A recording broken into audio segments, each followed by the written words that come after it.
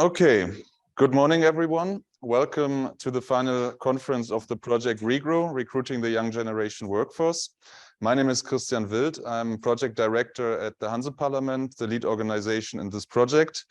And I will be guiding you through the next hours of this, hopefully for you, very interesting conference.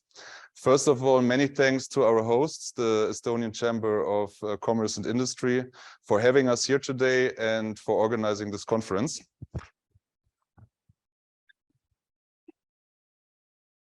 HR management is a very important topic, and I think, in my point of view, its importance has never been as big as in these days. Many companies are facing challenges like quiet quitting, where employees only work as much as they have to not lose their jobs. We have large generational shifts, baby boomers retiring, and young people from the Generation Z entering the job market with different perceptions of work and requirements to the companies. So with the REGROW project, we wanted to help SMEs and HR managers to develop the necessary skills and to change the HR management through to a way that is more beneficial for companies, to increase the motivation, increase the identification with the companies, and therefore also increase productivities of companies. So I know that some of you already know a little bit about the REGROW project, as you have participated in some of our trainings here held by Piret and Merit in the Estonian Chamber of Commerce and Industry. For all the others, I will give a short thematic overview in a few minutes. But first, I want to hand the word to our hosts of the Estonian Chamber of Commerce and Industry. Piret, please. Tere hommikust. Good morning. I didn't hear. Good morning. This is the beauty of having the people in the room. Huh? You don't have to look at the empty screen in front of you and keep your fingers crossed that there will be somebody listening to you. And the people who come to the chamber, they always know it's like a 2-in-1. It's like a physical exercise first to reach the top. And then you can pat on your shoulder telling that, yes, I did it. So let's do it together. Yes, I did it. So, okay, well, another actually benefit to come and join the physical events is you get to meet the people. And we wanted to have more room and space for it. So we serve the coffee downstairs, but it's another benefit because you get to climb the stairs. And I got the new phone, which is now counting how many stairs I take every day. And I'm a little bit too conscious about it, because sometimes it says you are taking less steps today on the stairs than you did the day before. So when yesterday it was snowing, I said, many thanks that it's snowing today, because tomorrow we would have an empty room if it would be snowing, because it's so hard to come when it's snowing. I also asked from my German colleagues that, would you like to come and try the real Estonian spots, shoveling the snow? They refused, by the way. But I did it on my own, and I was super happy because my phone told me, you have done more than the day before. So just to give you a very warm welcome again from the Estonian Chamber of Commerce and Industry side, I think you already know that I am very passionate about HR. So definitely REGROW project has been very close to my heart. We have done amazing pilot trainings. I see many familiar faces who have been part of it. But today we want to give a very short overview of what we did and what are the tools to be used by all of you. And also, by the way, the very good benefit of a physical conference is that you can also ask questions. We have another mic, so the questions would be heard by the people on the screens as well. And yes, with a hybrid event, it means that it's a technical challenge. Merit is the one challenge today. And yes, please be kind to us as well. It's always a challenge to do a hybrid event. Usually I get the nightmares beforehand. Today I didn't, but I knew that Merit will be in charge. And the project is ending, but definitely from Estonian Chamber of Commerce side, we are not going to end the HR topic, because I still believe that the HR is the key competence of every successful company. And if a company is not putting the attention on talent, retaining the talent, getting the new talent on board, this company will not have a nice future. And you can have the best sustainability planning and ESG and the Green Deal planning, but if the people are not taken care of, then too bad. And I think with this message, I can hand back to Christian. Thank you. Thank you very much, Piret. So then let's start with the REGROW project. Sorry, Merit, the pointer is not changing the slides. At least not there. But I will continue anyway. So I said, my name is Christian Wild. I'm representing the Hanse-Parlament.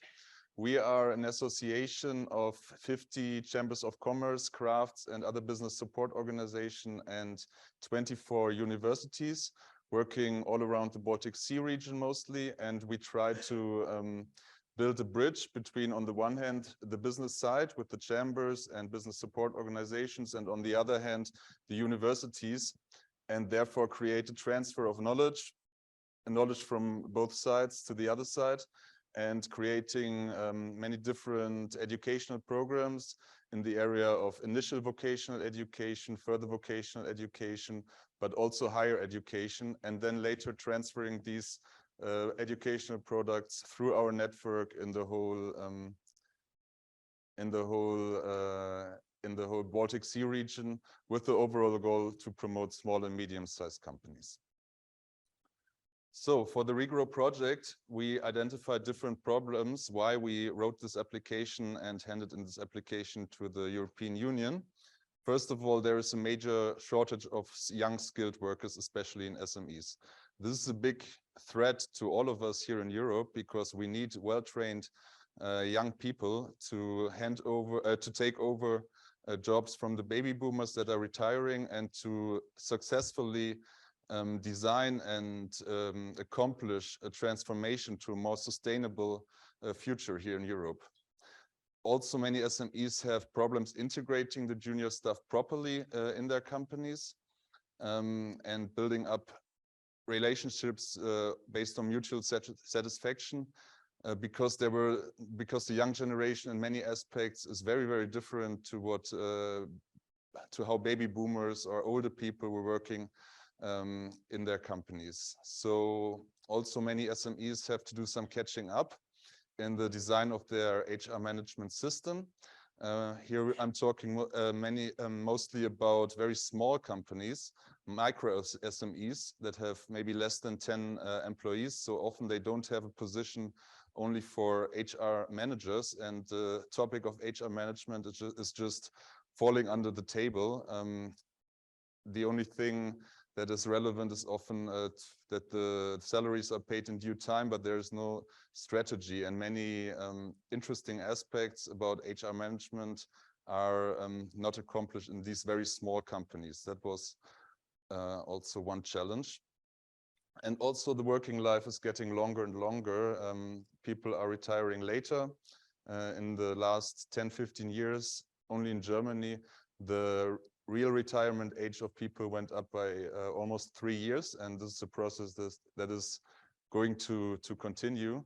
So it's also a challenge for companies to keep the skills of the older people in the companies, and to have some programs how to meaningfully retain them, and how they can pass on these skills to the younger people. So the overall goals of the project were to promote a modern human resource management system, to help SMEs to make the HR management more strategic, sustainable, and inclusive. also reconciling employees' skills and ideas about life with the company goals. Only satisfied employees are motivated employees and therefore very productive employees, and also to find ways for older workers to pass on their experience and to take over new tasks. These are the project partners in this project. We were a group of 7 partners. The Hanse-Parlament from Germany, then the Berufsakademie from Germany. Then we have 2 Polish chambers, the Chamber of Crafts and Trades from Poznan and the Chamber of Crafts and Trades from Opole. The Estonian Chamber of Commerce and Industry, of course, the International Business College from Denmark, and the association Work and Future from Germany. The project had a duration of 30 months. It's about to end in the next month. Was funded by the Erasmus Plus program of the European Union with a budget of almost 350,000 euros. The target groups of our projects are, on the one hand, owners and managers of SMEs if they are engaged in HR management, especially in very small companies. Also advisors and teachers from chambers and other SME promoters and vet institutions that can make use of the training programs we developed in this project. And people from the Millennial and Generation Z who are key beneficiaries of the programs and the effects of the programs we created. Other beneficiaries are training and job seekers, SMEs in general, and chambers and other SME promoters and vet institutions.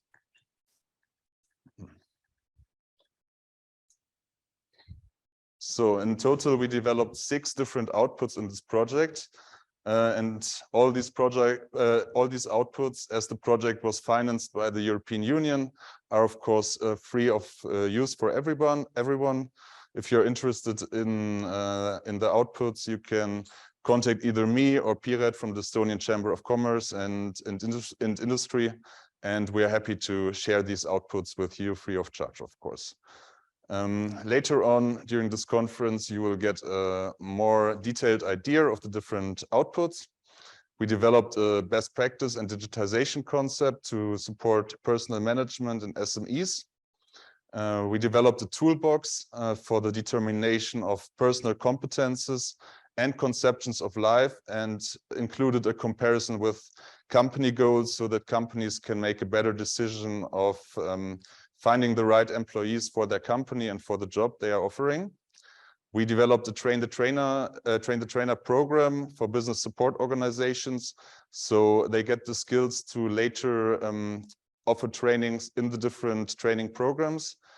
We developed 2 training programs. First of all, a training program for SME managers in innovative HR management, and also a training program for mentors where older employees get skills and learn techniques how to pass on their knowledge to younger people in the company. And all the results are summed up in a user manual.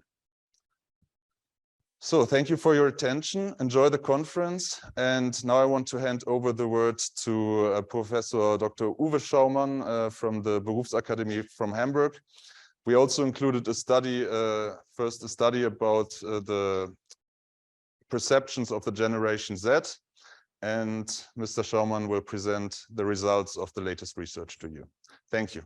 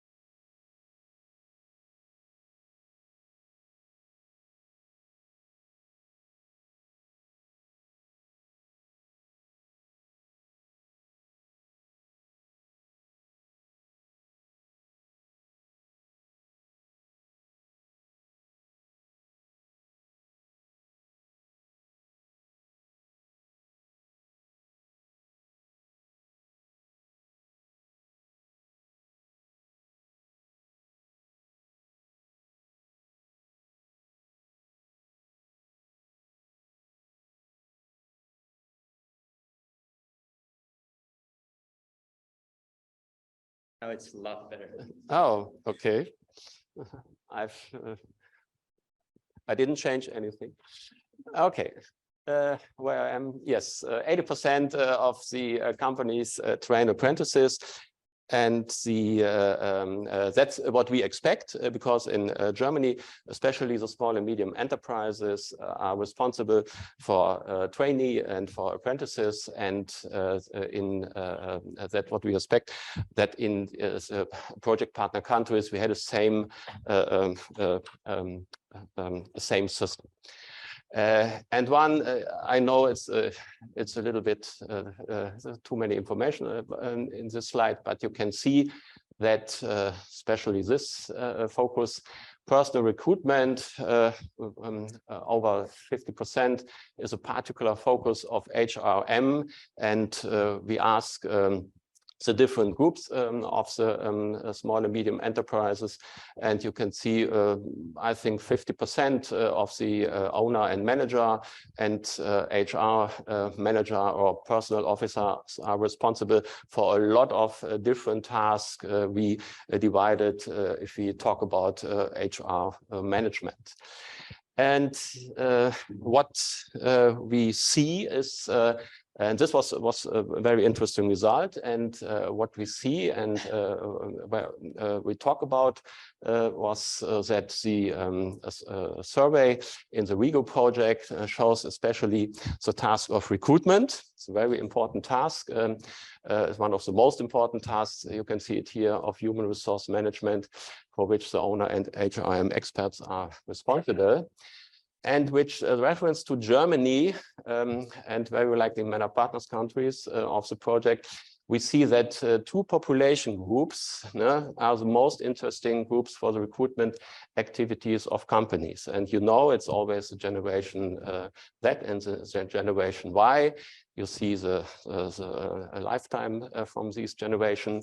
But if we say, or if I say to my students, students in a dual bachelor program are more or less the successors from the companies where they work, and they are maybe in some years responsible for the HR management tasks. And they say, okay, we know these survey results, but it's very it's only one perspective of these problem with the different generations. And we have many more or less different survey results across generations, making it difficult to identify workable results. And one picture, you know, the differentiation too, is that we say in the research generation X and Y and Z had a lot of differentiations, and these kind of distinguish is for the small and medium enterprise a big problem.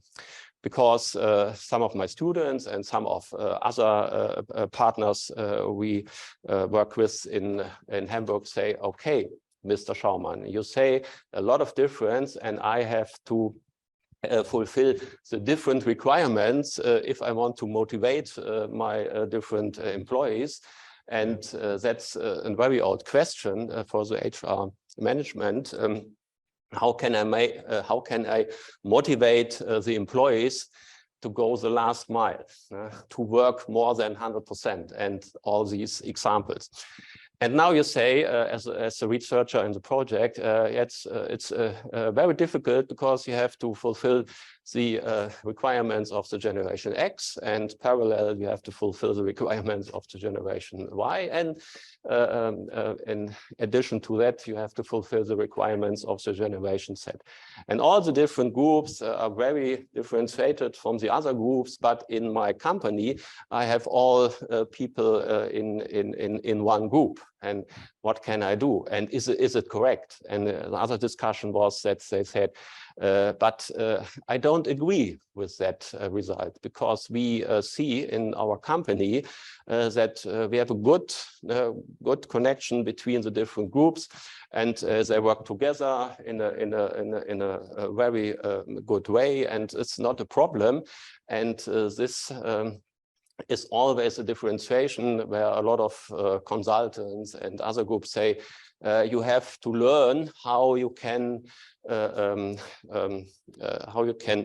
see the different motivations, and then you can, in a different way, to motivate the different groups in different ways. Okay, another overview about it's a little bit deeper in the research of HR management. You can see almost the two right columns, the factors influencing the work situation, on the right, the influencing factors in relation to an organization. And that's typical, very shortened, the keywords to identify the gene Z and the frequently mentioned values. But that's the same direction of the discussion, that we say all the problems in a company depends on how do you motivate as a HR manager or as the owner the different groups. And the usual consequences of study results on the peculiarities of Generation Z, you can see here, is with such study results, the following views and consequences are often represented. Companies have to accept these values and ideas of the young generation due to the shortage of skilled workers. They have no chance to look to other people because we are too less skilled workers in Germany, and I think in the other project partner countries too. And that's why they have to adapt to this and adapt their company to these changes. And companies, oh yes, that's what I said, that cannot not want to accept this view of the younger generation will find it very difficult to find and retain good trainees and skilled workers from this generation. And what I say before, the old question in the HR management is how can I motivate my employees to go the last mile? Today we have to say how can I motivate the employees or the applicants to go the first mile? That they come to me and I can show them that we are a good company with a lot of benefits and a good motivated climate. But it often remains unclear in such studies whether the generation exists at all and whether all members of this generation share the views. A comparison is often made between the three generations and in order to show the major difference. And if we have a look in it's very much text, I know. In the challenges and partly open questions of research, we can see in a deeper view that a scientific comparison of generations need a common understanding of one or more comparison criteria, like the criteria of attitude and motivation and behavior. And this common understanding is only partly present, or you find it in no way. And comparisons between the generations are often based on specific cultural, social, political, economic, and other developments and conditions that the generation in question was confronted with. It is questionable whether and to what extent a transfer to other countries is permissible. And the results of studies of the generations often produce descriptions and not value judgments. Sometimes outside of science, especially there, such value-free descriptions are overinterpreted into statements about whether is it good or bad. It's a big problem for a researcher to find the differentiation and the similarities. a differentiated study of the different values of generations would have to look at the views of the, it's a very hard criteria now, of the two groups over a comparable period of times. Now, this would mean that one would have to look at comparable age groups.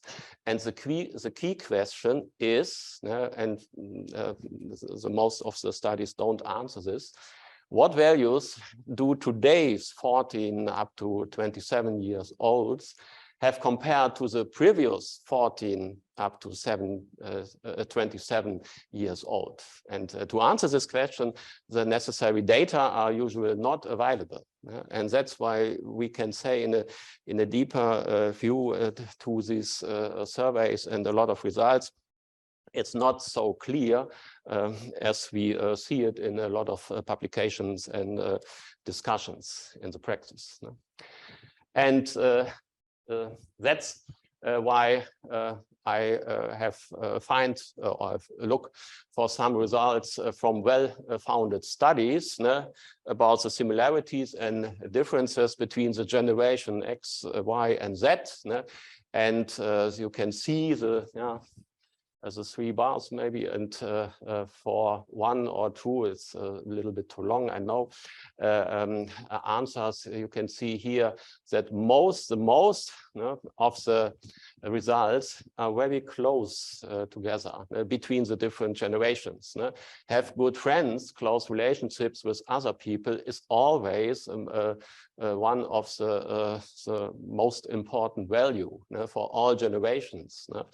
Have fun, enjoy life. Yeah, here you can see that's a generation X, the 24 up to 56 years old is a little bit less in the answer than the generation Z. But this is very good understandable if you know that the generation Z comes from school and they think, okay, I'm now I can go to the world and can make a lot of experience and I want to have fun. And the older generation had, I think, a lot of fun in the past, and they think about a little bit different about this question. And so on. It's interesting for the employers that success at work is for all 3 generations a very important value. 56, 60, and 62. It's not very different. Or high income. It's always a discussion. What is the most important thing for the young generation? High income and a lot of benefits and so on. Is by generation X is almost 40% and 48 by generation Z, and generation Y is in the middle. And so we can see a lot of achieve a lot to perform by yourself, we can say, is the last one, but always in the average of 30–35%. And this is a very well-founded study, representative for Germany, not for Europe, but here you can see, I think, interesting results, and so on. And another statistic or another overview is worldwide, the global survey of millennials on societal challenges in 2022. And 2022, you know, the Ukraine war starts and Corona pandemic was on the high point, if we can say it. And you can see here the cost of living and the climate change, very different challenges are on the top of the answer of both generations, with a little different, 26 and 36. But this is very interesting for HR, that not only a very high value as climate change is the most important. Now a lot of members of the generation of the millennial generation is interesting in how can I create my life, my working life, that I can earn all the cost of my life of living. And another research in 2022 was a comparison between Generation Z and the baby boomer, where you can see which of the following social issues in Germany are particularly important to you. And the most multiple answers, you can see it here on the right in percent, retirement provision and pension security for both, can I? No. For both generations, Z and the very other generation of the baby boomer, say almost the same, but in the meaning, in the what is most important. And the securing the health system and care, 51 is the second step for the Generation Z, and 72 for the baby boomer. And you can see all the different answers. It was a very interesting result of these questionnaire and of this survey. And yes, for the next one, as I see it as a comparison between Generation Z and baby boomer, how important are the following things for you? Have a partner you can trust. Similar, almost 90% in both generations. Life and having good friends, it's the same as before, who recognize and accept you, almost 89, 86%. Live and act independently, and so on. Only enjoy life to the full is a little bit different between Generation Z and the baby boomer. But what we can see about these different surveys and results of the research is that the first impression that we have very different values in the generation X and Z and Y is not so clear if we look at other surveys in the last period, in the last 2 years. Yeah, what can we say? The consequences of the not easy distinction of generations for companies, you can see it here. Many values and attitudes can be very similar between generations or individual groups of different generations in a company. It's not only a big problem that all think in another way. How can the company motivate me? And stereotypical and distinctions from general values, which can affect working life in particular, should be avoided or at least critically questioned. And the next one is attitudes and values are strongly dependent on the real life situations under which people have grown up and are currently living, but they are also changeable, what we can see in the last 2-3 years, Corona, Ukraine war, and so on. And in order to attract new employees and keep old employees in the company, a very big question for all the small and medium and other companies too, you should consider the attitudes and motivations of the employees individually. It's always the same discussion. You have to look for your individual employer, and you can't say all the group is so and the other group has other values. Blanket assumptions, you see it here also from studies, do not always help. And the last one, personal development should take into account the different phases of the employee's life. That's a little bit in new direction in the HR management research, that we have more and more a look at the life phase oriented personal development, and not if one comes to my company, then I have no made no distinction between the different life phases. Okay, and a one-fits-all strategy, that's one of the consequences of what I say before, should be avoided at all costs when considering how to motivate and retain employees.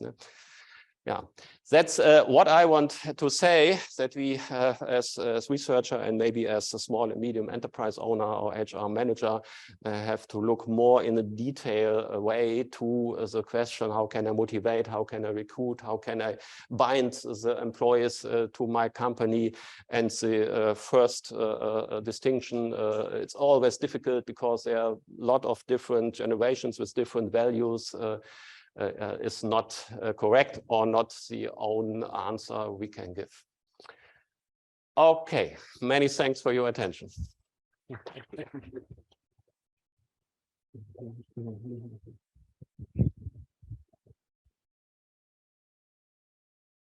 you very much, Uwe, also for pointing out that, of course, even though you make studies about the generations, you say, okay, these are attributes.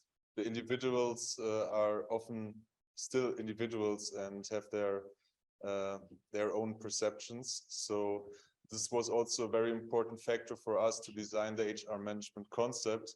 We didn't design it in a way to say, okay, you have to do this, you have to do this and that, and then you have a good HR management, but more in a way of tackling all different areas and giving examples and ideas, but also at the same time putting the responsibility in the hands of the companies and the HR managers, which parts they want to implement in their companies and which parts they see more interesting and more important for their companies. Next, we have Alexander Frevel to present us the toolbox we developed for identifying personal competences and life aspirations, as well as an alignment with corporate goals. Good morning, ladies and gentlemen, and colleagues and future friends. I beg your pardon that my English is not as fluently as I wish and need, and therefore I have to read something. Thank you for the opportunity to present some results of the REGROW project, especially. In coordination with all project partners, a toolbox was developed to support the recruitment of junior staff and skilled workers for identifying personal competencies and life aspirations, as well as the alignment with corporate goals. In a few quick steps, I will describe the interests of companies and applicants in the application process and present the aims, requirements, tasks, and elements of the toolkit along the recruitment process. For the most productive and fulfilling employment possible, I expand and complete this with some hints for sustainable career path. Finally, some conclusions, expectable benefits, and recommendations will be given as a suggestion for companies and organizations, as well as for the discussion at this conference. The initial situation is characterized by the demographic challenges in all European countries. It is not easy for companies to find suitable new employees and for job seekers to find suitable and interesting companies. The starting point for companies is that they are looking for future-oriented apprentices as well as potential employees with suitable qualifications and an interest in career development. People want to learn and take up an interesting occupation and pursue a fulfilling profession. How can company and applicant come together? The desire of companies is to have good choices of applicants. People want to win the selection at the end of the application process. In this respect, the aims of this project are: the company wants to identify the applicant who best fits for the needs and goals. The applicant wants to find the company which offers good employment and development opportunities.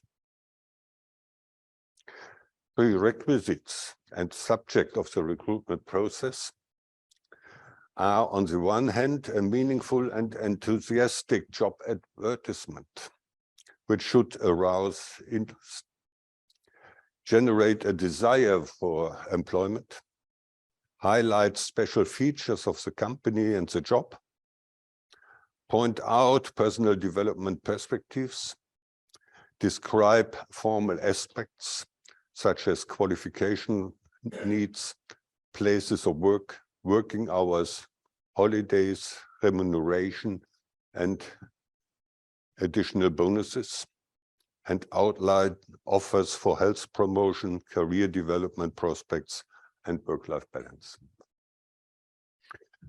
And on the other hand, the application should show interest in the job and the company, present qualifications, skills, and aptitudes, express development aspirations, and describe expectations for the professional future.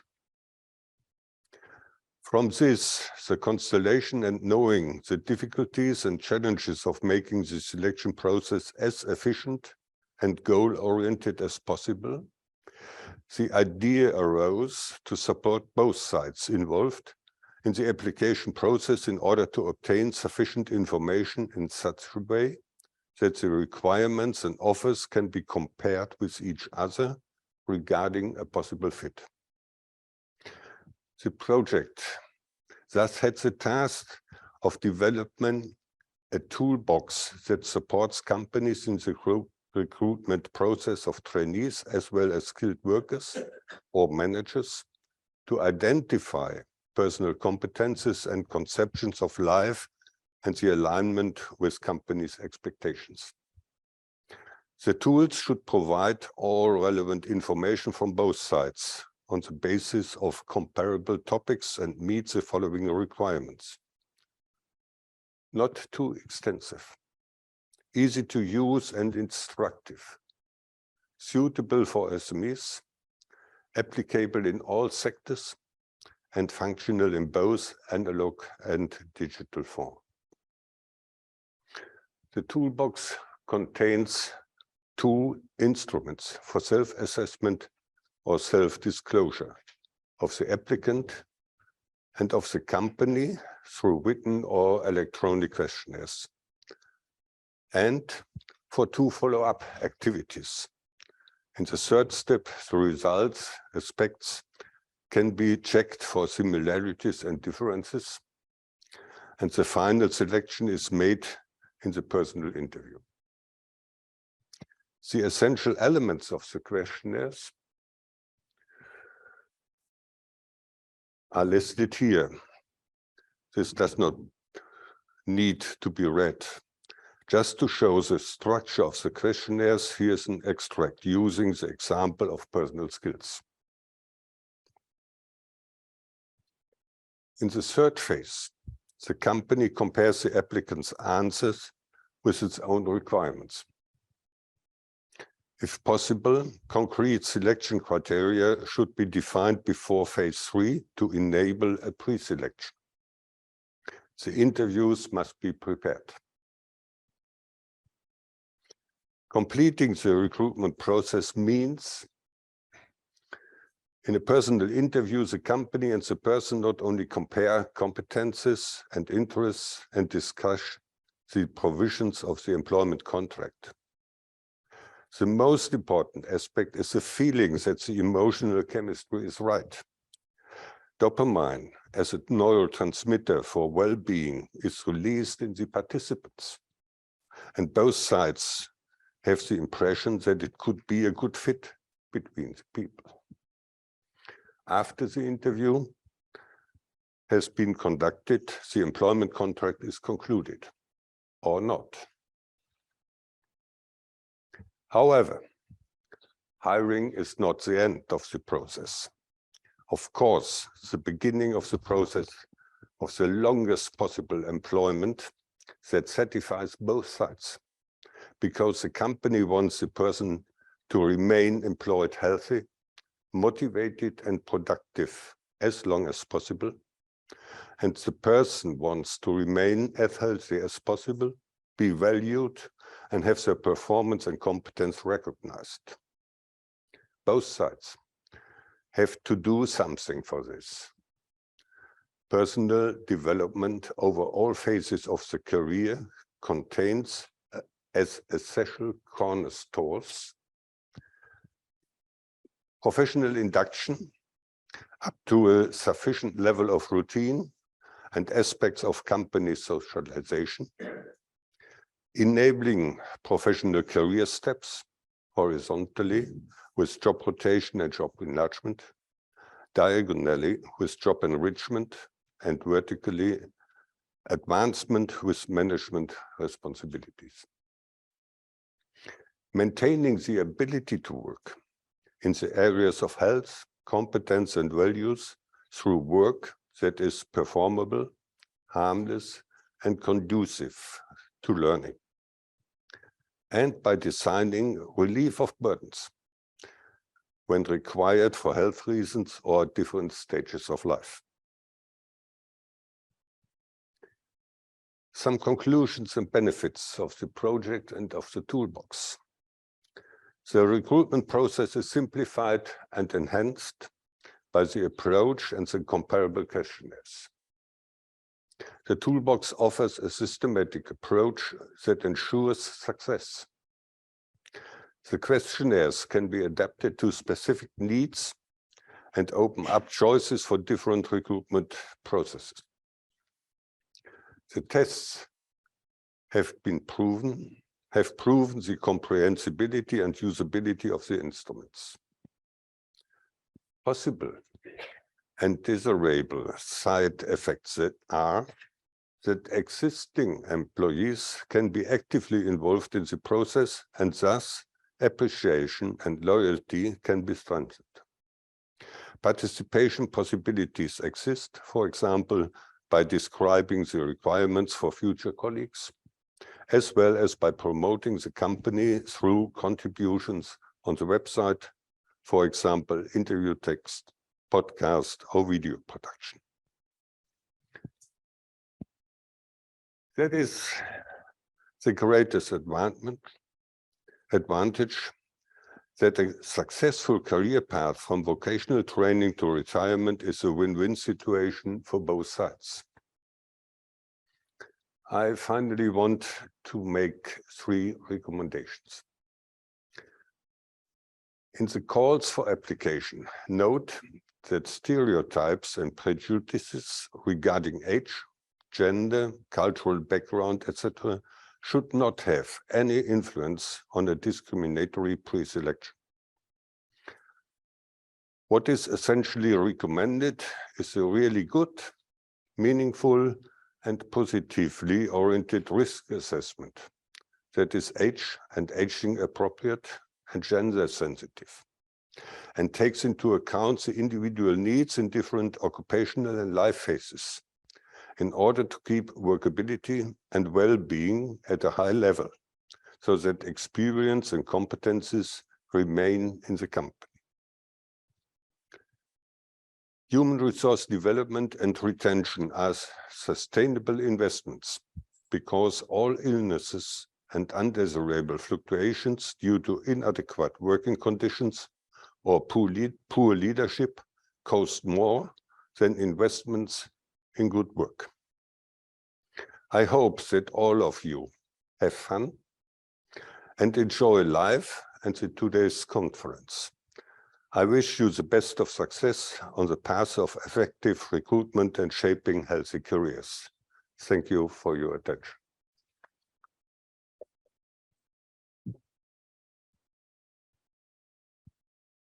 Thank you very much, Alec. Yes, with the toolbox, we tried to go a little bit different way than from pure skills assessment to also include personal interests of the applicants and also give the applicants a kind of self-assessment of the companies. As we know nowadays, it's often also the companies that have to kind of apply for the applicants because choices get bigger with this job market. In case you're interested in having a more detailed look to the results, you will receive a follow-up email after the conference with a link to the outputs, so you can have a look at what we developed, also at the toolbox. It might look a little bit detailed and with many questions, but of course be aware that if you think some questions are not applicable, you can just leave them out and change the toolbox according to your individual needs in the companies. So next, we will have a presentation from PIRET, from the Estonian Chamber of Commerce and Industry, about the HR management training that we developed and that was implemented 2 times actually here in Estonia with great success. Please, PIRET. Thank you. And the moment I wanted to focus on conference, I already got calls from the participants on Zoom telling that, oh, we don't hear what you're telling. So life is a lot of multitasking, even for a generation Y and X, not only Z. You have been sitting now still for quite some time. So before I will give a short overview of what we did, I would like you to discuss with the person sitting next to you, reflecting on what Uwe and Alec just told. So reflecting whether on the generational differences or about creating a healthy work space. And preferably, if you are colleagues, you could maybe look at the other direction and talk with another person in order to be out of the comfort zone. So 3 minutes for doing so. Did you get the task? Yes. And the people in the Zoom, you just write in a chat. That's the beauty of physical events, right? And the ones on Zoom, I hope you can hear.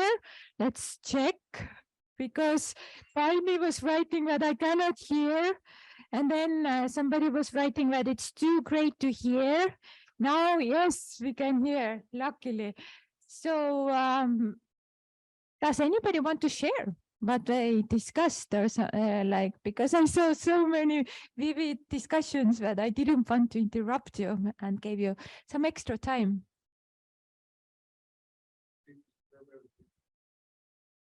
Just very shortly, we are very critical. We want to go in depth. We want to ask so many questions, our presenters. So be ready. In coffee break, you'll be kind of. Okay, Estonians are always ready. I don't know about Germans. Sometimes I have a little bit doubts, but only sometimes. So very briefly about the HR management training course, because I see many familiar faces who were actually participating in Estonia in this course.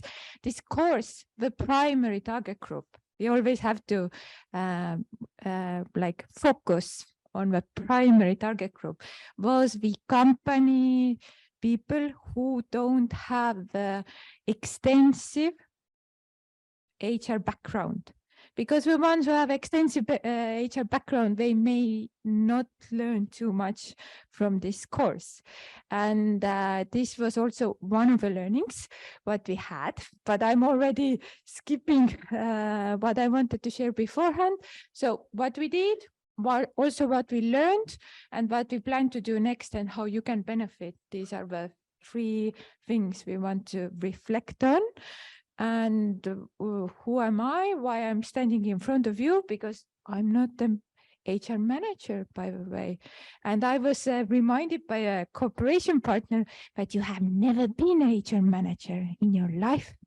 I said, yes, I take it, but I have been managing teams more than half of my life. It's a bit daunting, I must say, realizing this, but I started just very early. I was 19 when I had the first team to compile and then to manage throughout the summer, and I could see all the faces of the team. So, and I could see early August that the team was already getting tired and bored, and they wanted the summer project to end. In the Estonian Chamber of Commerce and Industry, I said to the general manager that I will come only for a short time. Now the 7th year is counting, so it's always a comparison whether it's a short or long time, isn't it? If you compare it with 100 years, it's very short. If you compare it to the Z generation, and usually I see the CVs where they are working in one company 7 months. And yesterday we also had another webinar where they said it was focusing on tourism.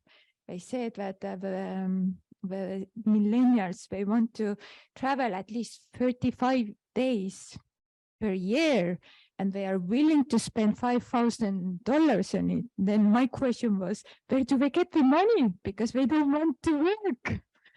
But yes, this is what they say. And in the chamber, we have 30 plus people working here and in the offices around Estonia, and we don't have HR manager. So when I joined, of course, I was not entitled with tasks of a HR people, but somehow it just in my nature, I want to nudge people to learn more and improve their skills. So somehow I have taken one part of this role. And of course, the recruitment, we don't have a recruitment partner. We do it all by ourselves. Also, we take in via trainees consciously, giving them the opportunity to learn. And yes, during my free time, besides shoveling snow, I like to Estonian design. I think it's the best kept secret of Estonia. So I run design tours where you can meet and greet the Estonian designers. And sometimes we also meet and greet artists as well, but not to be like making the equation mark that the designer is the artist. Some are, but the designers are like HR managers. They're there to solve the problems of other people, not to create art. Very briefly, I tried my best. So the training course, we had one pilot in spring, and it went so well that we turned to Christian and asked, can we do another one? It was perceived so well. And yes, Christian told that, of course, we haven't had the chance to travel for physically, so we saved some travel costs and we could do the trainings for people. And we also had a mentoring pilot, but Anker will tell about mentoring training program. Just I brought out what we did in the chamber. And well, maybe it's not the best timing to do the mentoring training in December, and hoping that they put all their knowledge and skills into the workplace right away. Maybe Santa Claus can be a mentor as well, but not very sustainable one. But he comes only once per year. And the Generation Z wants like a continuous feedback. So the training program was compiled in 3 important phases. We had 2 first days as a classroom training set up of different topics which should be relevant for all the people dealing with HR and doing it in a way, a more systematic way.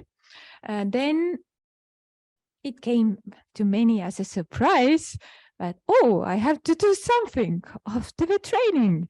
Yes, you had to implement the project within your company based on the topics that you heard within your company. And curiously enough, maybe, just maybe, it's related to the previous speakers were touching upon as well.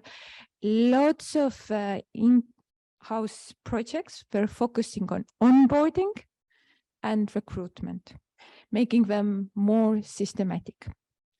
And then after 2 months' time, where you had the time to implement the project within your company, we reconciled in the classroom. We had some interesting topic and the presenter, and then the aim was to present the projects by the participants. So this is like the basics of the learning, that you, in order to make the learning stick, you try it out on your own and you share the learnings and you reflect upon it. So in the future, it will remain with you in your brain somewhere for a longer time. And besides Estonia, we had the same trainings going on in other countries as well, such as Poland. And Alek was just telling me that altogether we managed to train 88 people. So feedback from participants, I tried to get it very short, but it was very supportive. One interesting thing was the fact that we had some experienced HR people also joining the trainings, and maybe those people did not find it that insightful. We had a discussion about the motivational packages, and for example, motivational packages where people working and who had been in IT companies, they were telling that, but we already have it all, and they are still not happy. But I would say that it was more like the aha moment for the other sectors, realizing that we really need to provide more opportunities and maybe also more flexibility, because it doesn't, it's not that one size fits for all. Somebody appreciates more the free time with a family, and the other appreciates the fancy car. And somebody appreciates something, but the other doesn't take as a motivation at all. I said no to the company car. For me, it would be a hassle to come to the Old Town every day. And then how can I do my steps if I'm using a car? But my boss, who was recruiting me, he was very surprised, because he's like, that weird person, she does not want a company car. I negotiated, by the way, the highest salary. It's a trick. You can try it, but in some cases it's not very easy to do it. But yes, moving on to the on-site projects. Kaur was actually my colleague from the chamber, who is not responsible. Our onboarding here was responsible doing it in another company previously. He had lots of insights about how to do it very systematically. And maybe just because the way he also presented it, he, like lots of participants, got encouraged to focus on onboarding processes in their own companies. Those HR people who were more experienced before and maybe did not find too much new information. One of them implemented very interesting project on the workplace, and it was exactly about the different generations. So what they had never done, they did the SWOT analysis to each different generation, and then they presented it to the management board, and then to the middle managers as well. And for many middle managers, it was a aha moment, because then they first started to realize why these young people are not staying in our organization, and why we maybe like there are the differences between the generations.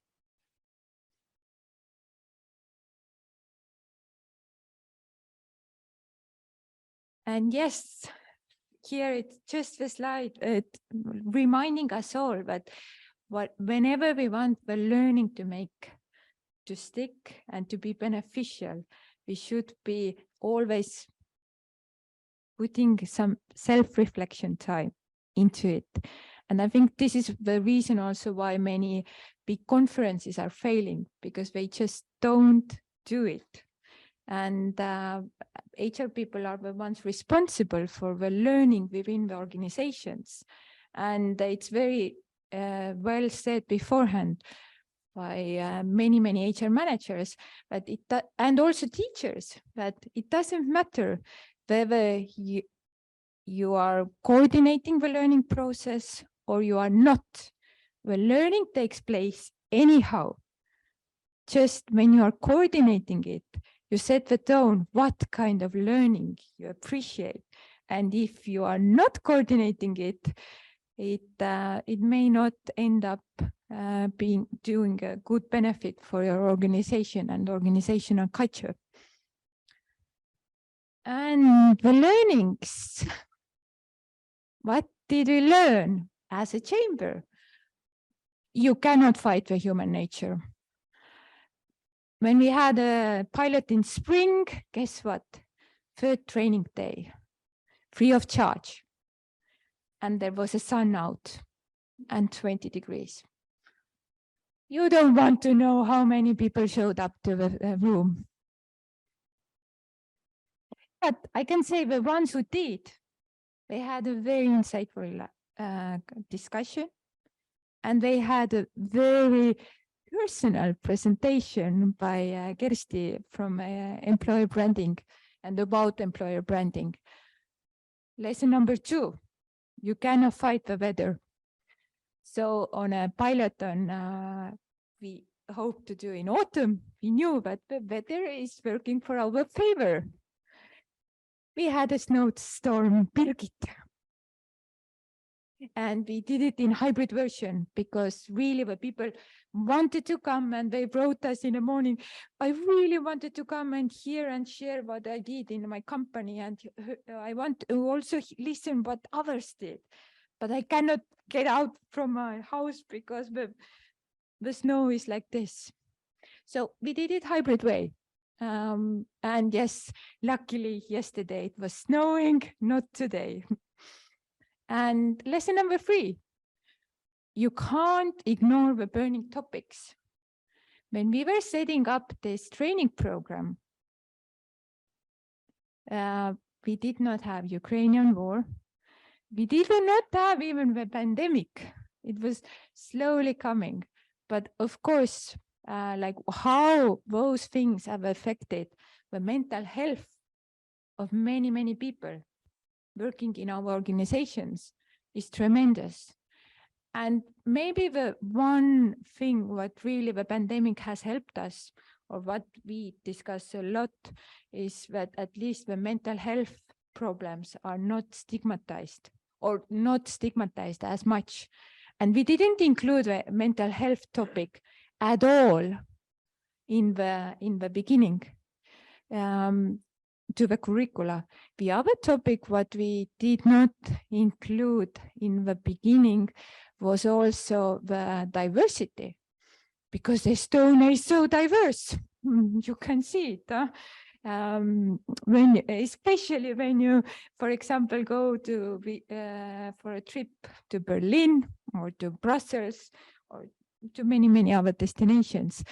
And when we also did the feedback forms, many respondents were writing, oh, I didn't find this diversity topic that relevant to my company.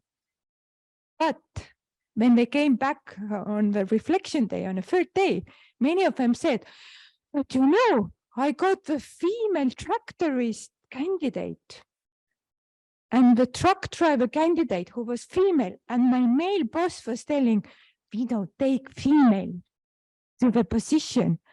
And the person who was doing the recruitment was so alarmed and annoyed, because you all know how difficult it is to get the candidates these days. And if you see the motivated candidate and the boss is telling, but she is not fit because she is female, then she said, oh, I remembered the training. And she said that, okay, I nudged my boss to come to the diversity training as well. I don't know how, but somehow she managed. And I love this photo or picture, or yeah, it's not photo, picture, because every time I'm tired or I don't want to do something, or I'm postponing some difficult task, then I say, it's because our brains like to be in a comfortable position. If it would be only us, we would be sitting comfortably in our chairs, watching TV, not going out at all, ordering Bolt and Volt, and thinking that life is nice. And yeah, it showed on the values as well. Everybody wants the nice life.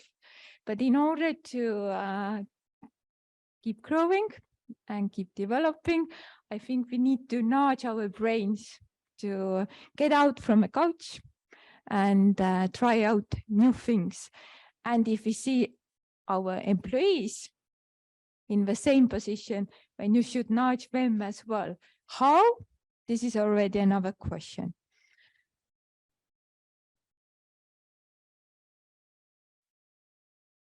And Merit said, I have only 2 minutes left. So what do we plan to do next?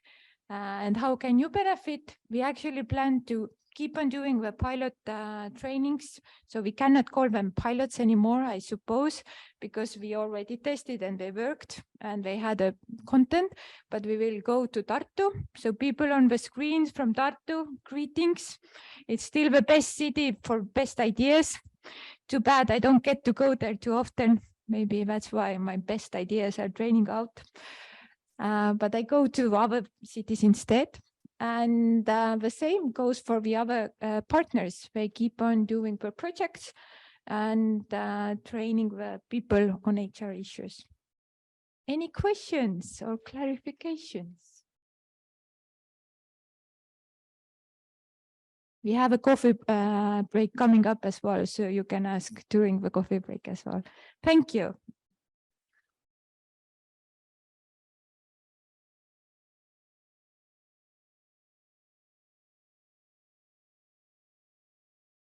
Very much, Piret. Yes, for me personally, these pilotings and implementations of the training programs are the most important of the projects. Of course, we also want to develop good outputs, but as we are receiving public money from the European Union for these projects, we also want to give something back to the people in the countries and provide these trainings for companies.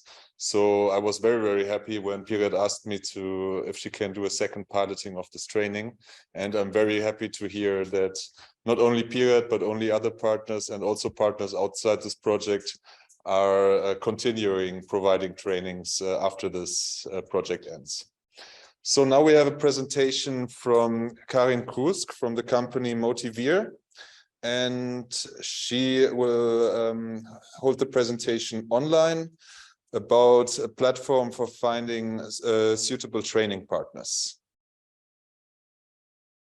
Good morning, Karin. Are you there?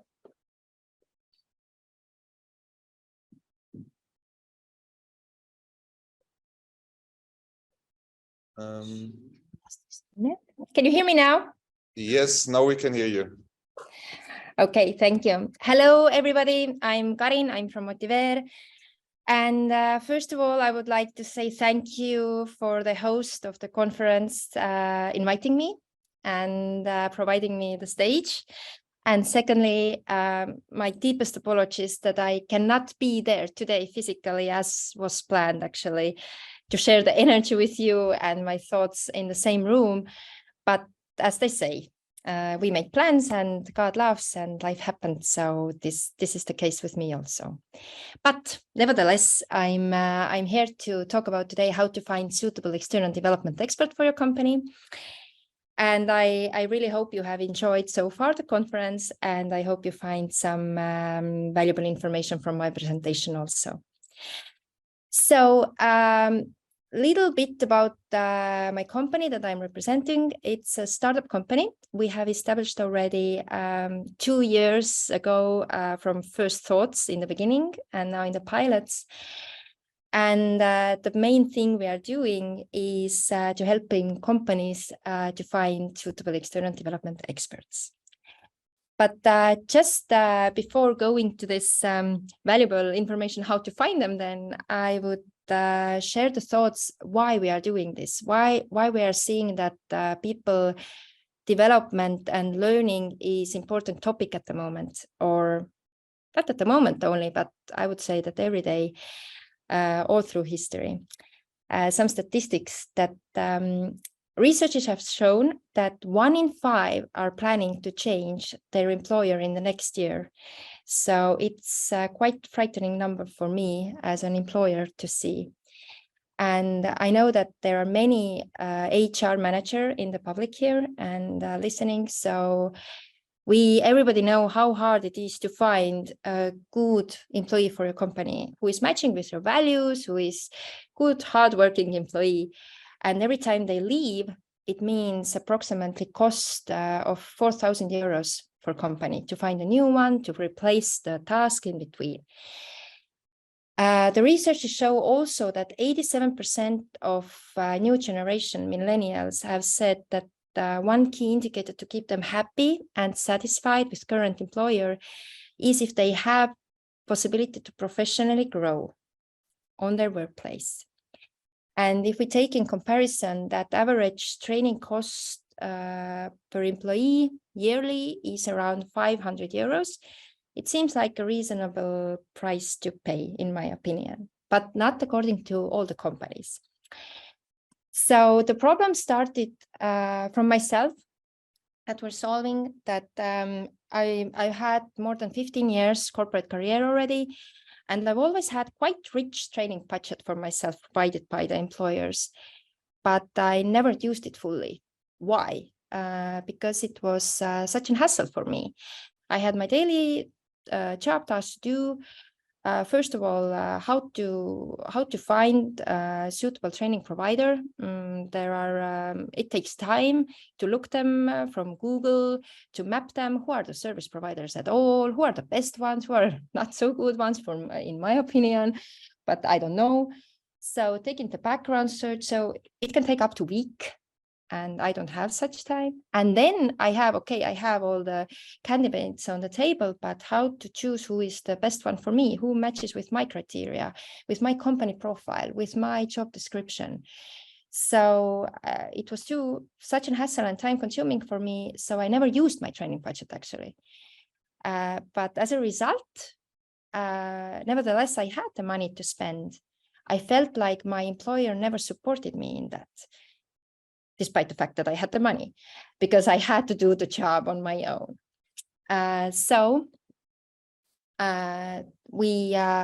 Before we established the company, I made hundreds of interviews also. And we saw the problem that there is the budget and there is the money to train and develop the employees, but the training has not been as successful, or the results have not been that the client were waiting for.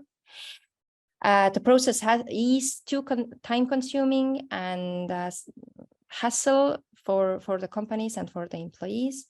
And there are too many service providers to choose from, how to find the suitable one.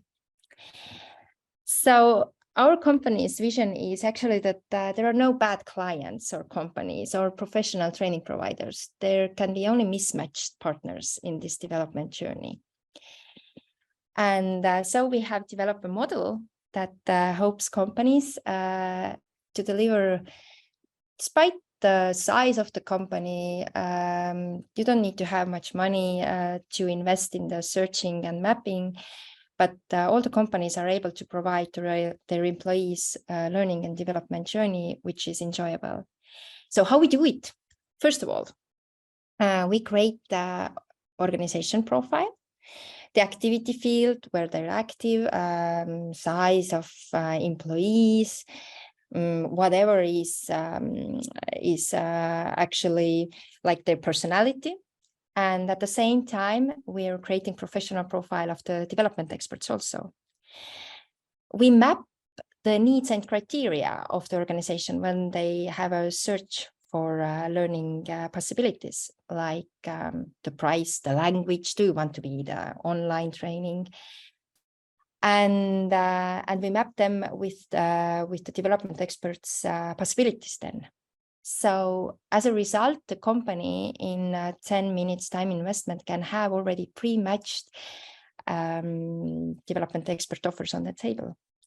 So it's easier to choose. You don't have any like hundreds of to choose from. And the development experts who are on your table, they are already ready to provide you the service. They already know your criteria, they already know your problem, and they already have some solutions to offer. So, of course, it's really simplified.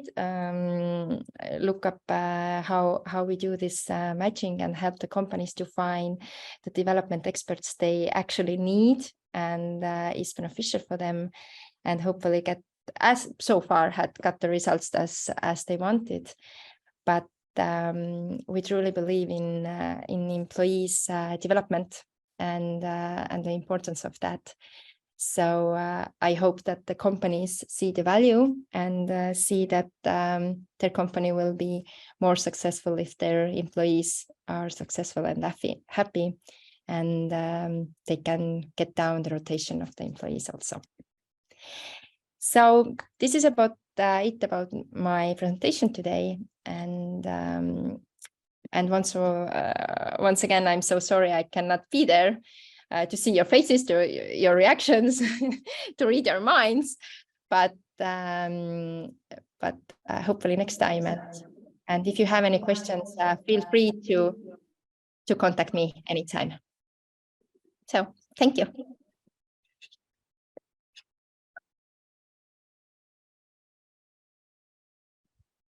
Karin, thank you very much for your presentation. It was a pleasure to have you here. Also, your loss that you are not here, because now you will miss the coffee break that we are having. So after the coffee break, we will continue with some other interesting insights about HR management. We will talk about the mentoring training. We will have a presentation about how to implement a mentoring training with a very limited budget. And then we will also talk about one of the most pressuring topics at the moment, the war in Ukraine, and how this is impacting HR management, especially in Estonia, and we'll have a discussion about that. Just a quick reminder, if you haven't done it yet, please, could you sign the list of participants that are in front of this room? And then let's meet back here in about 15 to 20 minutes and enjoy the coffee break. Thank you. Okay, as people are coming back slowly from the coffee break, I hope you enjoyed the short break and used the opportunity to network a little bit with the other participants. We will continue now with the second part of our conference. Floor is yours, Ankas. You will tell us a little bit about the mentoring training we developed that IBC implements very successfully, and the use and benefits for companies. Please, Anka.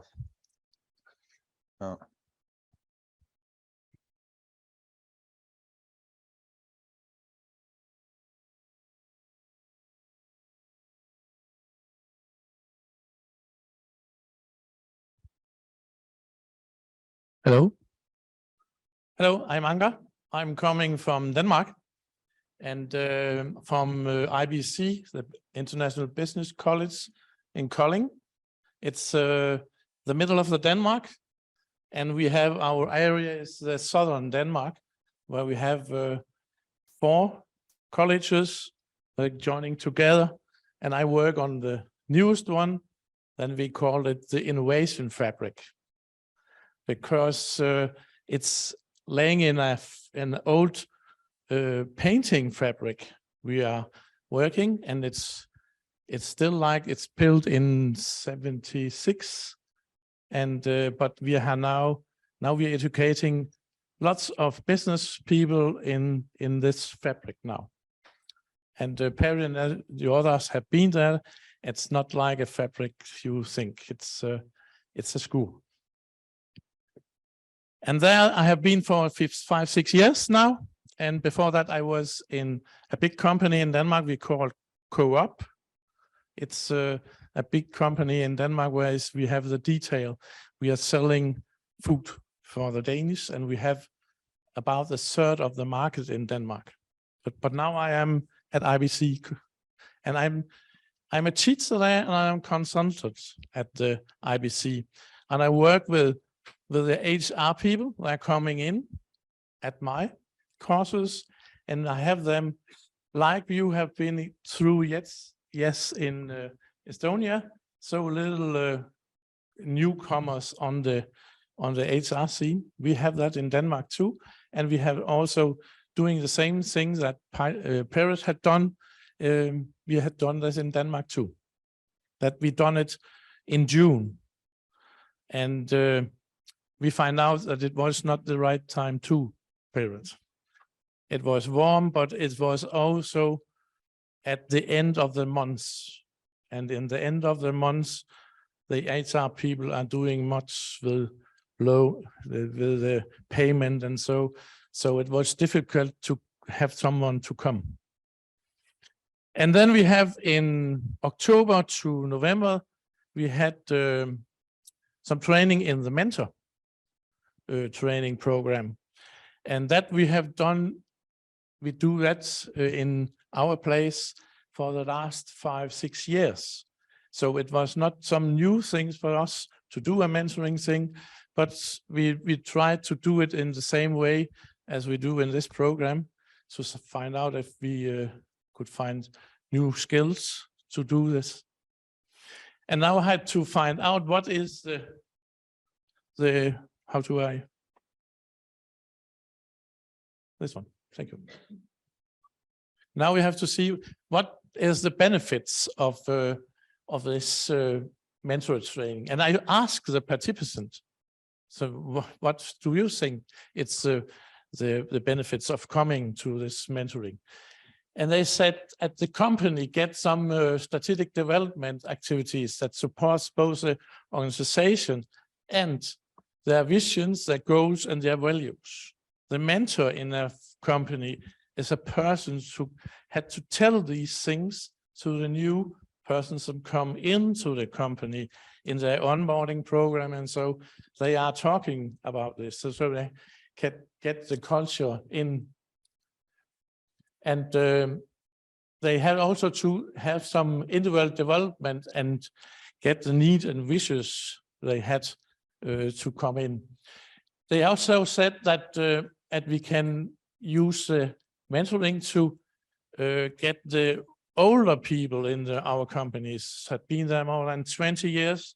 When you have been in the company for more than 20 years, you begin to settle it up, you're getting a little fat, you get a little slow, then you have to have new experience and so. And then it's my opinion that we could use some of these skilled persons to be mentors in these companies, so they can get new skills and can come up in the faster mood again. And we also find out that the new ones that come in our companies, they come faster in the onboarding program when they have a mentor they could come to and ask about all the things that they don't ask the leader or the manager. Because when they ask the leader or the manager, they think, didn't they know that? No, they didn't. But when the mentor is a person you can rely on, you can ask them. And then they come further in and talk about their problems with their new jobs and so. So the experience is that the mentors gets a very good value to the company, but it takes some time. So because they have to come into the company and work with it.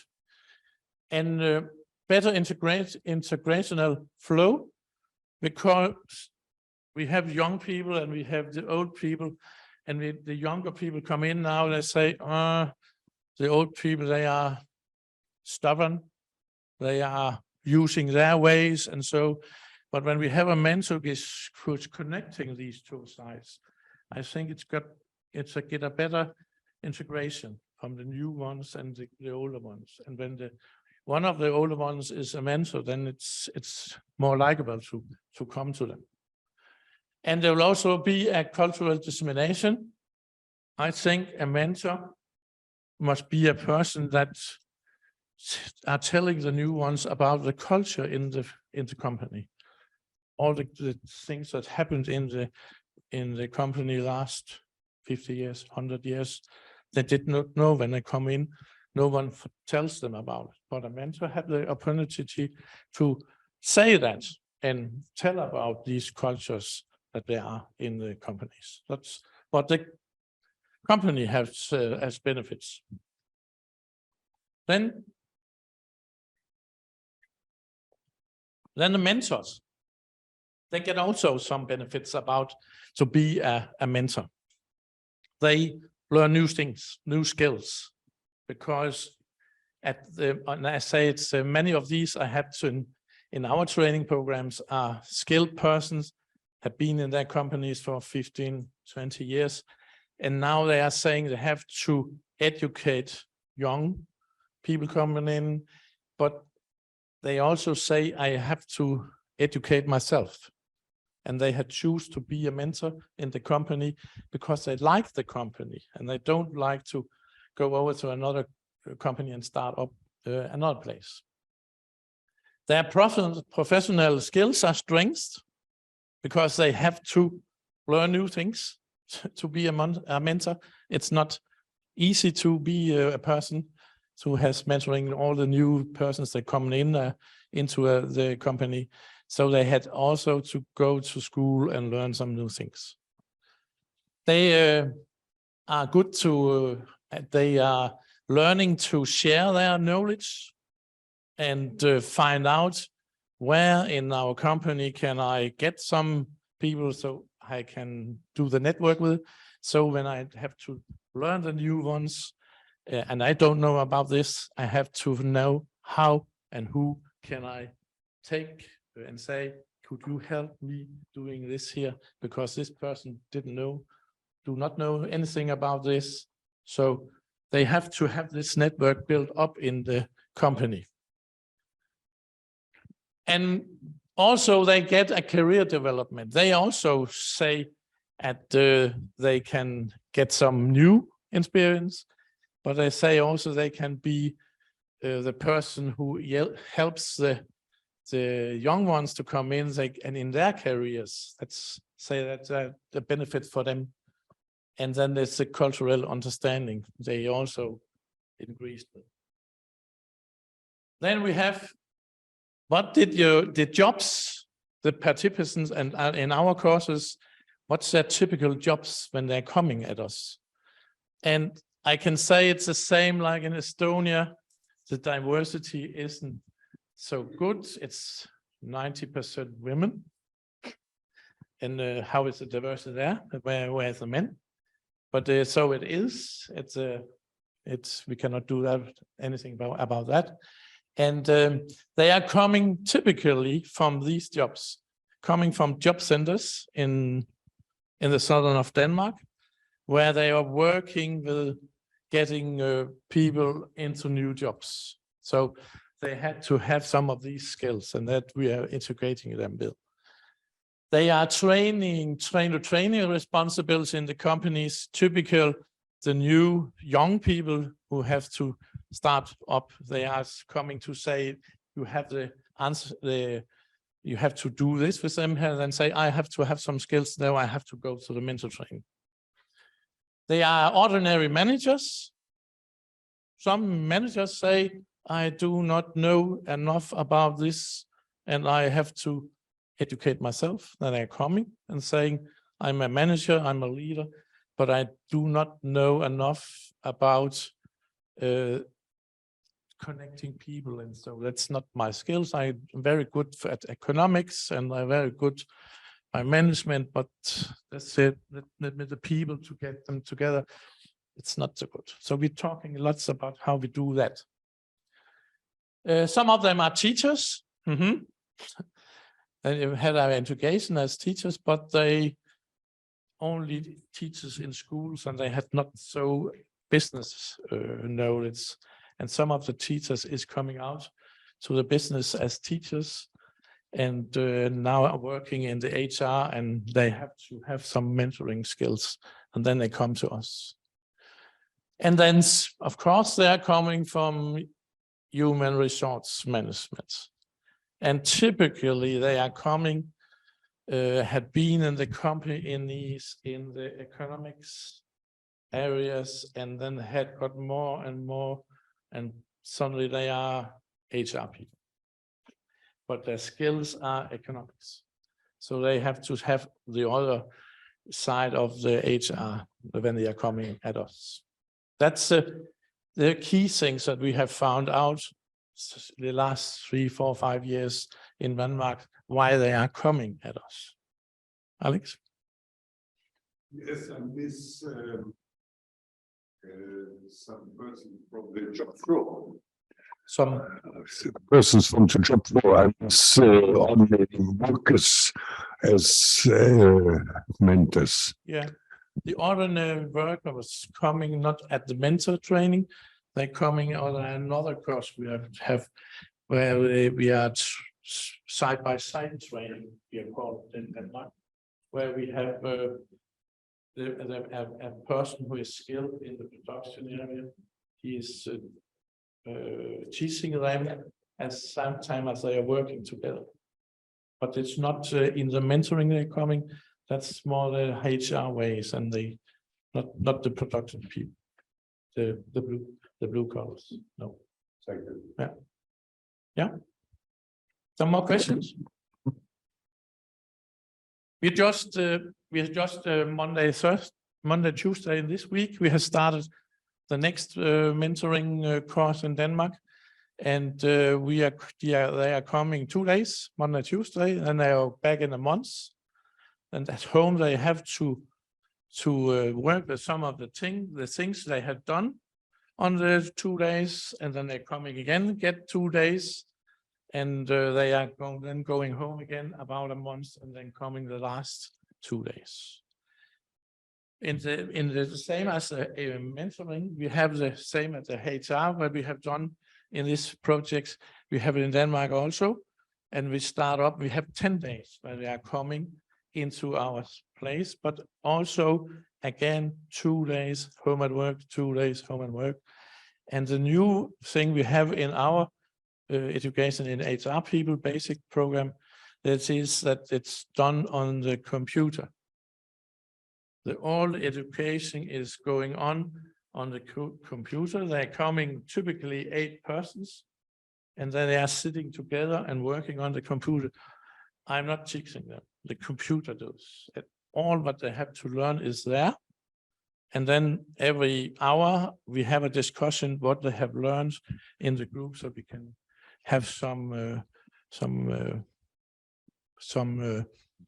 skills talk about what have you learned here, but how would you do that in your firm, and how that, and then they are working again, and then I come 1 hour after again, and we'll be talking about what have you now learned.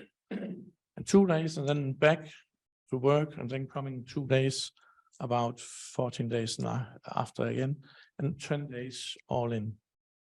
But all the education is going on the computer. Due to COVID-19, we had COVID-19. We had it all on the computer because it was easy for us to switch over and then do the whole thing from home. So that's about what we have done in IBC. Thank you.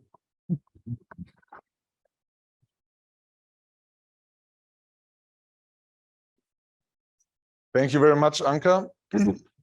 Yes, the mentoring training can be a good addition to knowledge management, which should be taking place in every company, because yes, lots of the knowledge is often only in the people's head, and if the knowledge is not passed on, if it's not written down, companies are facing a threat of losing this knowledge in case an employee leaves the company. And also many thanks to the insights of the training in Denmark, Anka. I've visited the Innovation Factory a few times, and it's very impressive how you do the training in Denmark. Yes, and now we will hear a little bit from our Polish partners who can unfortunately not be here in presence. So they will present online and share some insights about the training, the mentoring training in Poland. Hello from Poznań. I am Bogumiła Frąckowiak from Wielkopolska Craft Chamber in Poznań. And I would like to present the outcome of the mentoring training for SMEs in Poland. The training took place in 2 locations, in Chamber of Crafts in Opole and Wielkopolska Craft Chamber in Poznań. Next slide, please. Thank you. The date and scope of the training. The mentoring training consisted of 3 parts.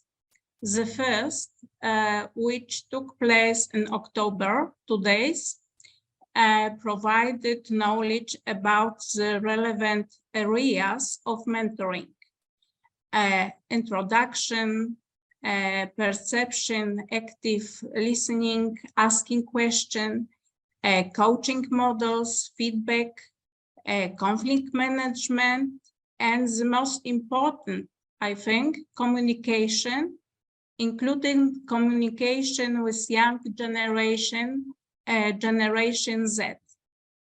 The second part was the longest part from October to December. During that time, the SMEs implemented the acquired knowledge.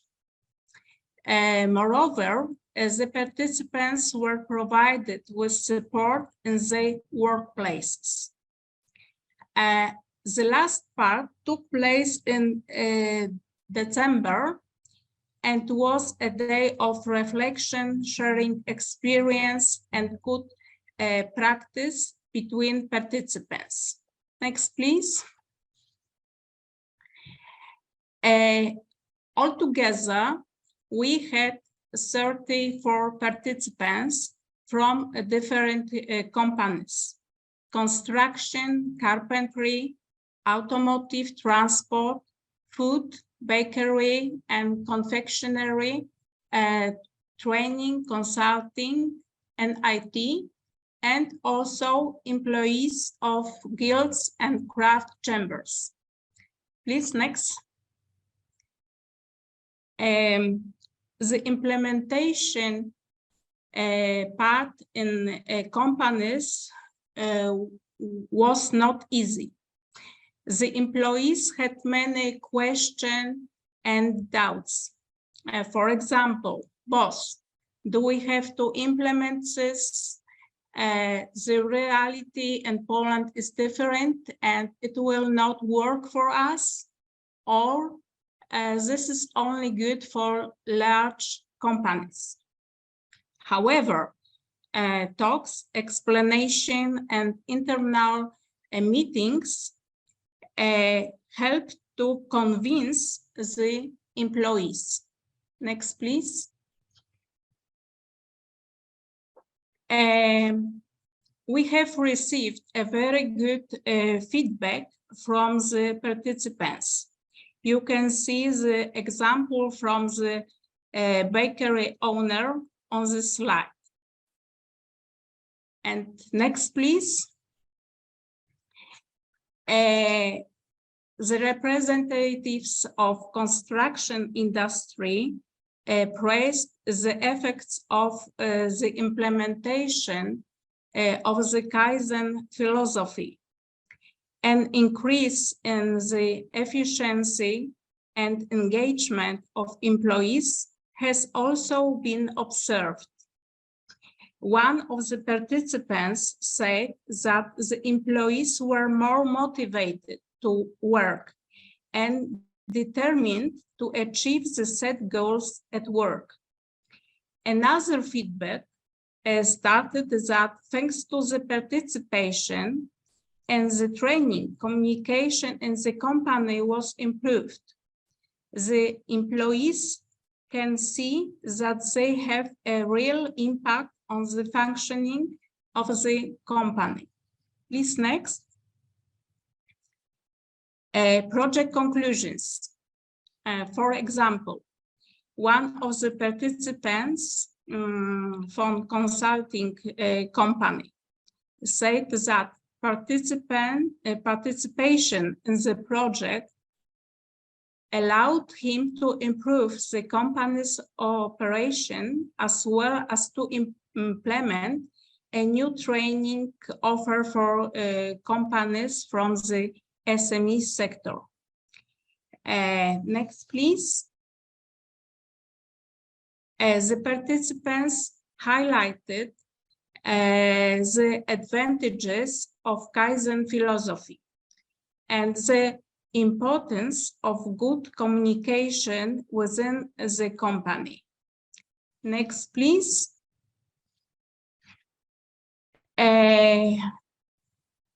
As a conclusion, it is worth being open to new young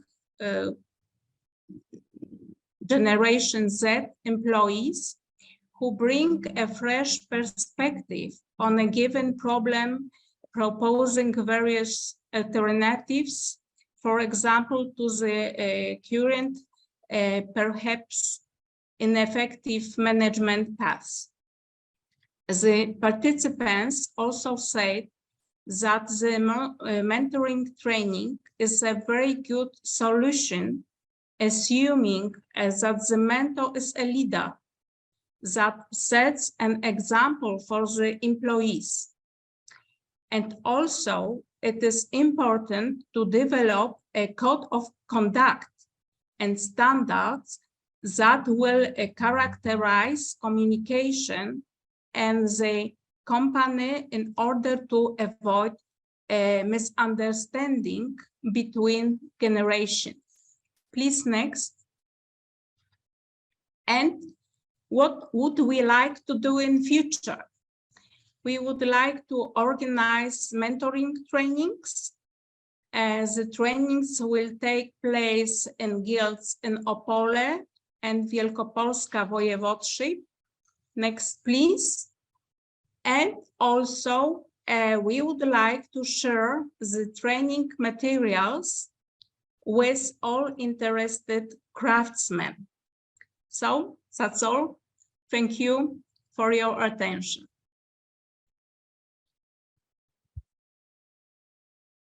Yes. Thank you very much, Bugmila.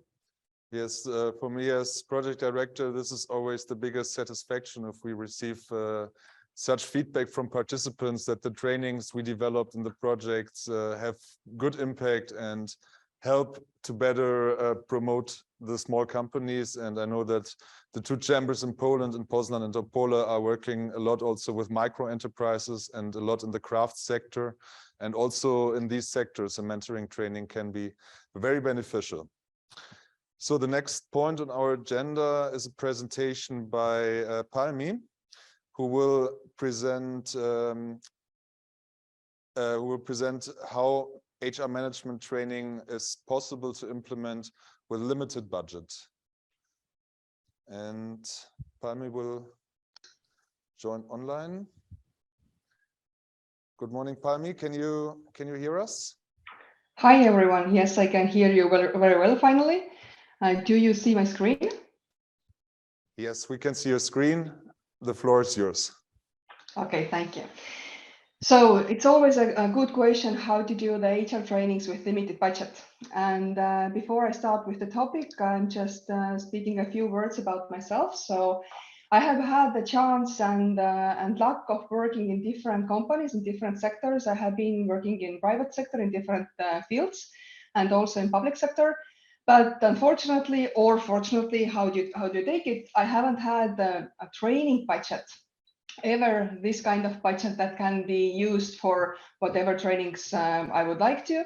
And this means always that I have had to be really creative how to manage all the training needs and all the company needs about the development of people with very limited resources. So at the moment, I'm working as HR director of Baltics in Brinks, and Brinks is the world's largest cash handling company. So I'm responsible for 3 countries, and I have a really, really small HR team, meaning that I have only me included 5 people in HR working in 3 countries. So again, we need to be really creative with trainings as well. And at free time, I'm also head of a village and passionate traveler, and I try to travel blog. So this is also something which is developing myself. And also I was one of the founders of Estonian HR Society, which was founded a year ago, end of February. So we are turning 1 year old really soon.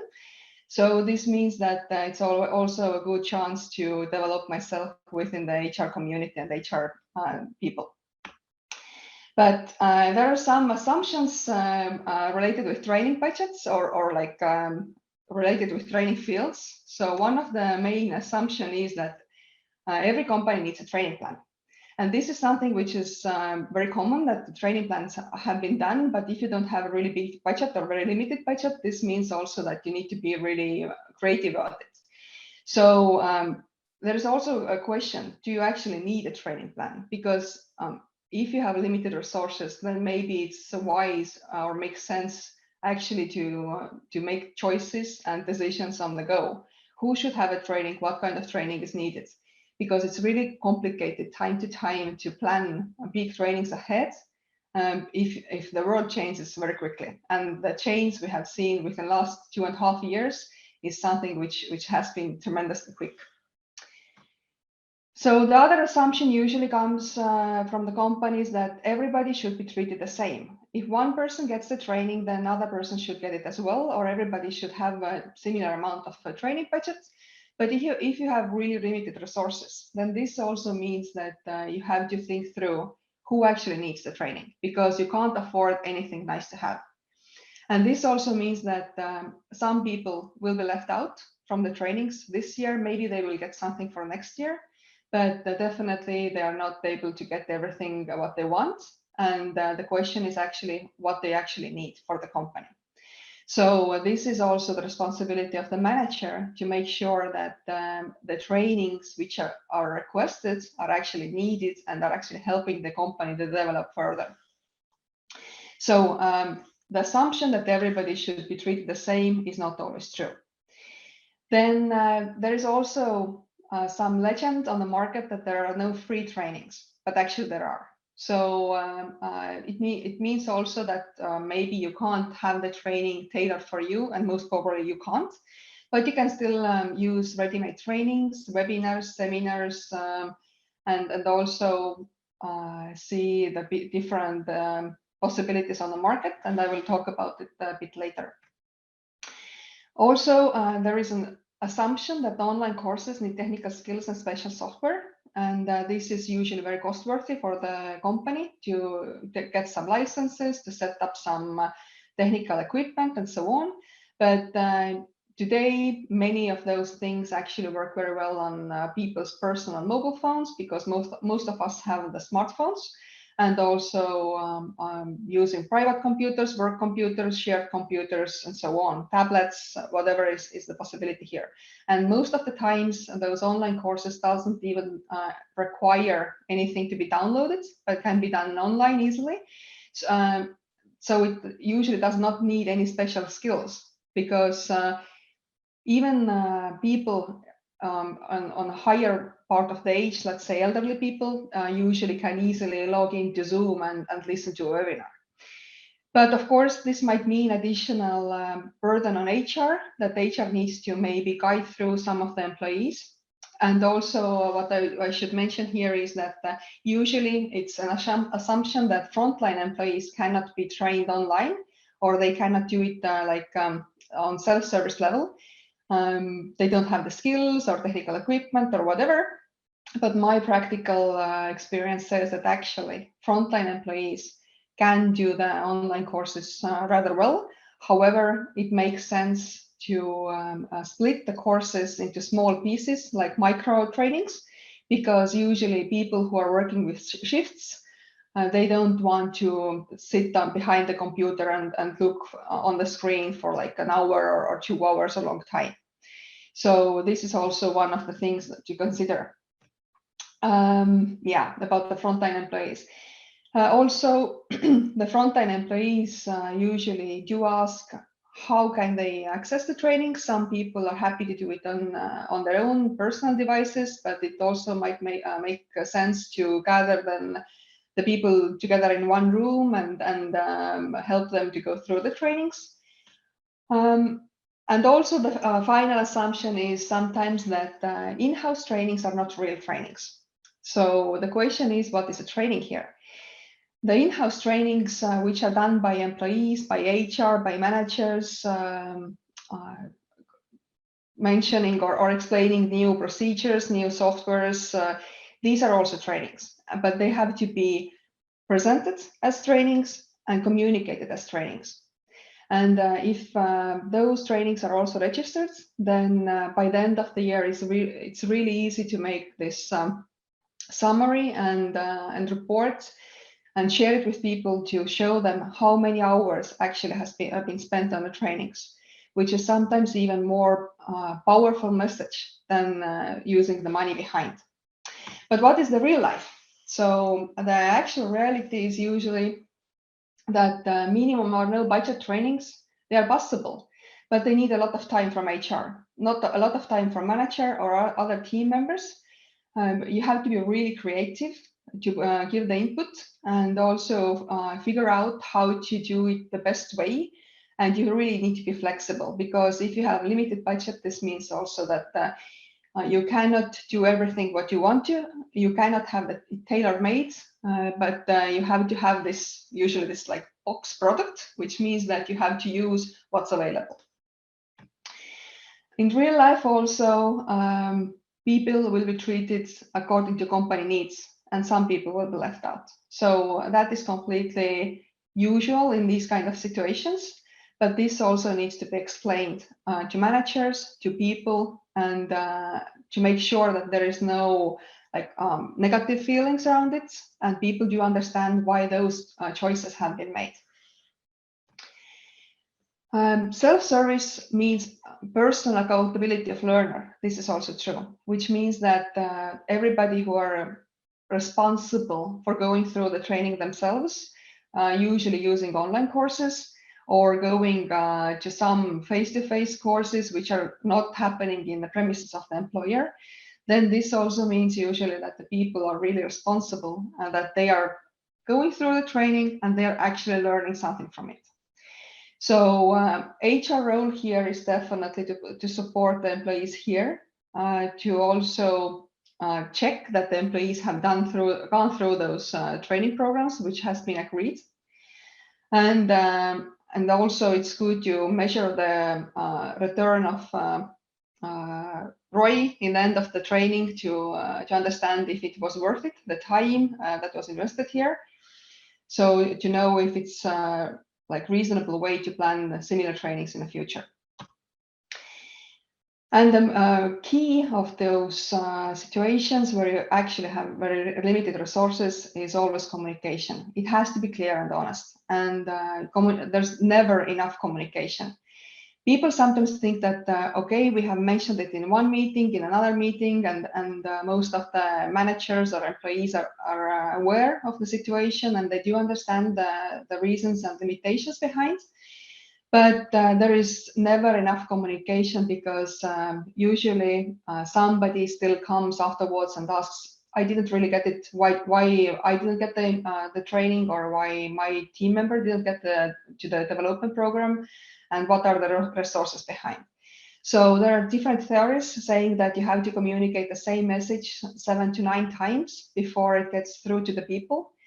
And here, being honest in the communication and being really clear that what are the actual resources, and sharing with this with managers, how to actually divide the possibilities what we have, makes really sense, and it should be a teamwork.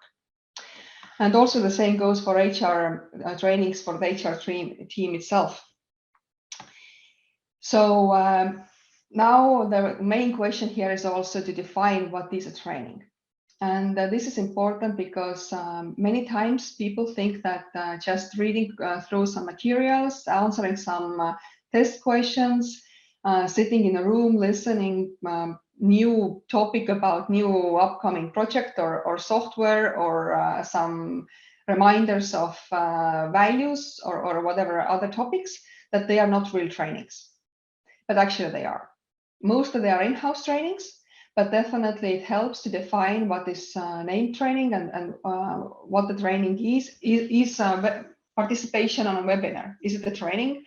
Is like a participation on university course on your free time, which is related with your job. Can it be also a job related training? It might not be additional cost for the company, but it definitely is a motivation for employee if the employee can participate on some trainings, even on free time, and develop themselves. Also, what should be remembered is that everybody can be a trainer or a mentor, like mentioned previously by some other presenters here. So use the resources of the other managers, specialists, people who are around you, and see who is eager to talk about some topics that are really interesting for them, and share the ideas, because those people can be empowered to become in-house trainers. And training a trainer is not that hard actually, and doesn't require many different kind of courses to go through. There are some small guidances available online that everybody could use. So it's really rather easy to become in-house trainer. And last but not least, there are a lot of free affordable possibilities available, meaning that there are many free courses online. There are some webinars, seminars, even where you can attend face-to-face without any additional costs. Or there are some grants or project-based possibilities to make some submissions and get some additional funds for the company to buy in some third-party trainings. So if you have a limited budget, you really need to be creative. And the most important thing is here that you have to have the long time view, because limited budgets mean also that you need to plan ahead of time and make sure that the resources you are using, they are really needed for the company. So just some examples of the kind of endless possibilities. There are different kind of online places where you can log in and learn new things and share also with your colleagues. For example, in Coursera, Udemy, edX, and so on, there are audit tracks possibilities, which does not give you a certificate, but it's free to watch the university courses. And also you can provide as an employer, if you have some resources available, some limited credits for your employees, meaning that you can also give the employee a possibility to choose from any field, which is interesting for them, so that people would be more motivated to go through the trainings. As mentioned, there are different kind of webinars or different agencies, cooperation partners, meetings or seminars that can be attended for free or for a very small amount of money. And mostly though, it makes sense also to follow the companies, different companies in LinkedIn and Facebook events to make sure that you have the information on time. There are also some face-to-face trainings available. For example, in Estonia, there is Ministry of Education who is offering free trainings with cooperation of universities. The list is available online. Anybody can participate there and apply to the training. So this is also one possibility to share with the employees the training lists and encourage them to take part of these kind of trainings.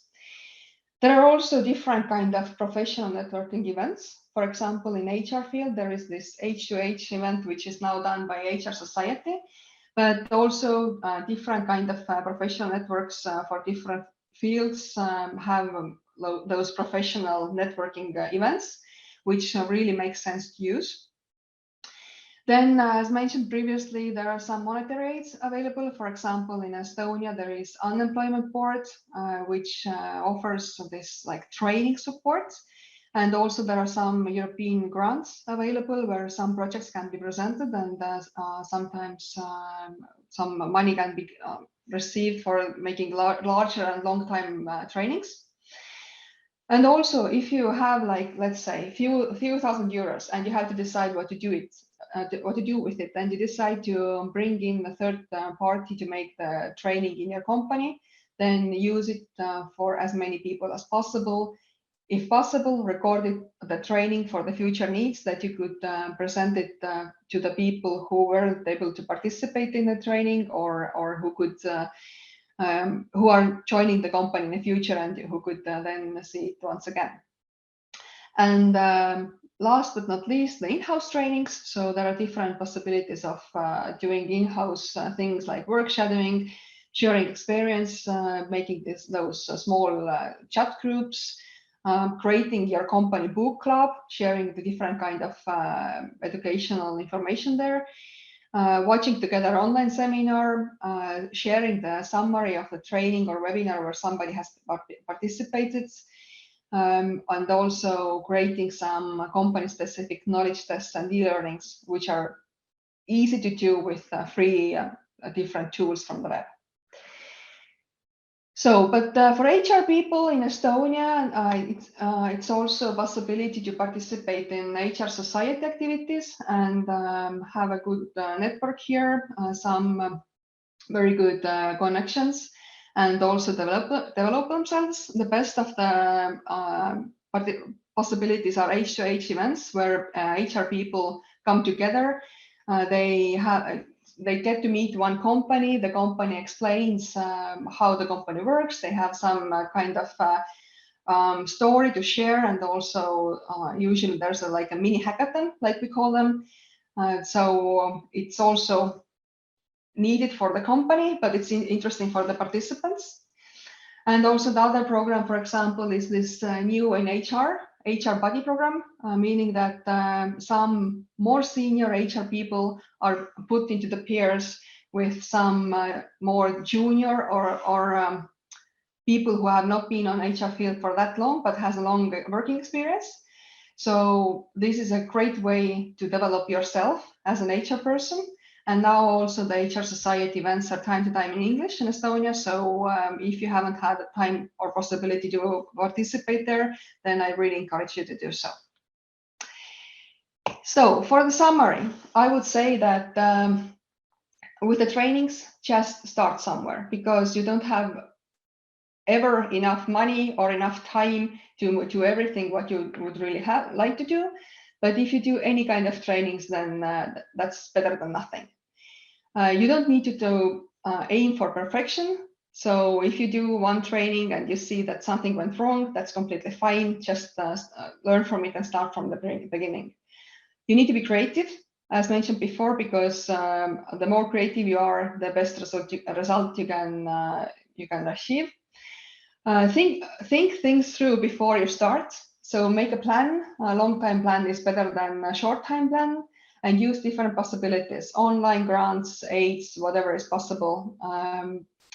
Then also plan time for yourself and also for other people to take part of the trainings. Communicate why, how, who is going to get the training, and also learn on the go from the mistakes. In that case, I believe that everybody can be successful even with no training budget or with very limited resources. And if you would like to reach out to me, then feel free to do it via the contacts. Thank you.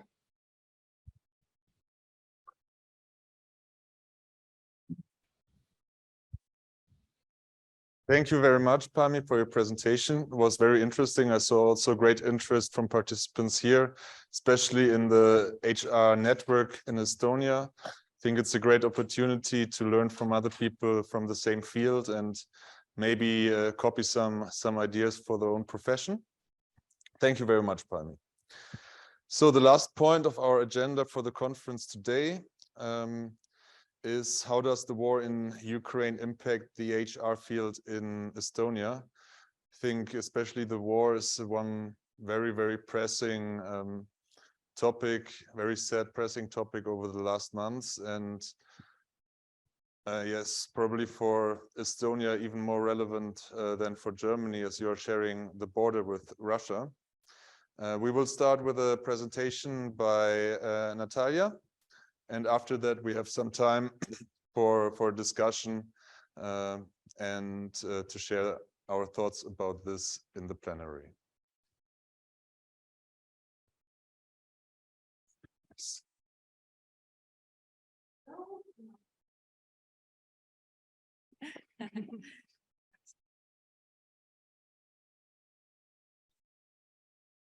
I hope now I'm connected cyber. So. Is it okay now? Yeah, I think so. So I'm starting. I'm Natalia Kitam, and I'm psychologist. I learned psycholinguistic, neurolinguistic neuropsychology, and I'm startupper. We have a startup Multipier, what is network for language learning and practicing. We build up ecosystem for the best experience and results. Why me? I'm here. Plus to these things, what I told you, all this year I was training the refugees. Is a Settle in Estonia program to set up, helping them to set up here. And also we've been part of program New in Estonia with the two target groups. Those who have a D visa, it means job visa, and employers. We had, me personally, I consulted 47 enterprises, employers, about how adapt this situation, how to help refugees to get the job, to develop their skills, and of course, learn Estonian. Here's written language, and probably most of us thinking about the language, a first thing what comes up is the grammar and vocabulary, isn't it? But language is not grammar and vocabulary. What you put, here. Language is a new people you're speaking to. You understand them and then understand you. This is new places where you can go and feel comfortable. And this is new things what you're doing.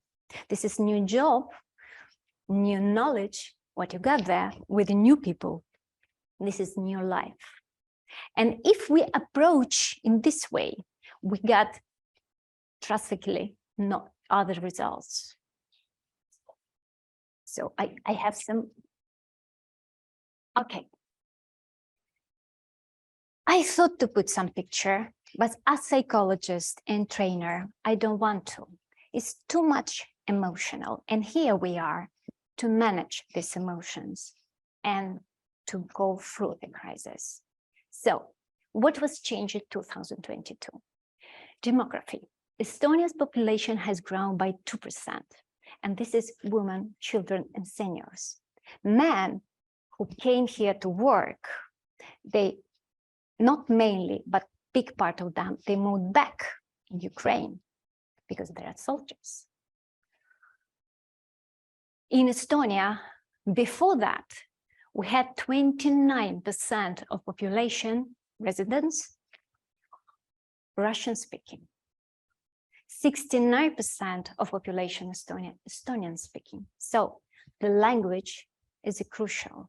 Language is very important. And because we not only, this percentage was presented everywhere, like 30% and 70%, but some places of Estonia, there are 95 non-Estonians and 5% of Estonians. From the point of view of integration and language learning, adapting language in the meaning what I told you before, is a problem, is it challenging? 100 years ago in Estonia was another situation. When Estonia was born, only 10%, even less than 10% of population was non-Estonians. And you know what? No any problems of language learning. No problems of integration. This is demographical, statistical situation, like gravity, makes things done. They adapt and learn language, I mean the non-Estonians. They've been melting in and feel like one nation. What is the benefit of that? In your enterprise, please, if is not yet probably the non-Estonians who are not speaking language, Estonian language, you must create or think about that. You need to have this 10% to 90. And then you don't need so much effort, money, and time to train them, to integrate them, to go from the level I don't speak Estonian to the level I speak Estonian, I can communicate, I can learn. Because all these things, what Palmi told about the Ministry of Education and Science giving free courses, Unemployment Board giving free courses for 2,500 euros. You have virtual money to train your employer. But many of them is in Estonian language. So Estonian language is the key. During and train them, I was always in the beginning asking, are you staying here? Are you going to stay here? Or you go away in the first possibility? 3 questions. Are you go away in the first possibility? You want to stay here, or I don't know. Guess which was the biggest group? Second one. I would like to stay here, and almost sure I will stay here. More than 50%. I think in my groups being in total about 1,000 people. It was online training, it was on-site trainings, Settle Estonia adaptation trainings, what is necessary for the refugees.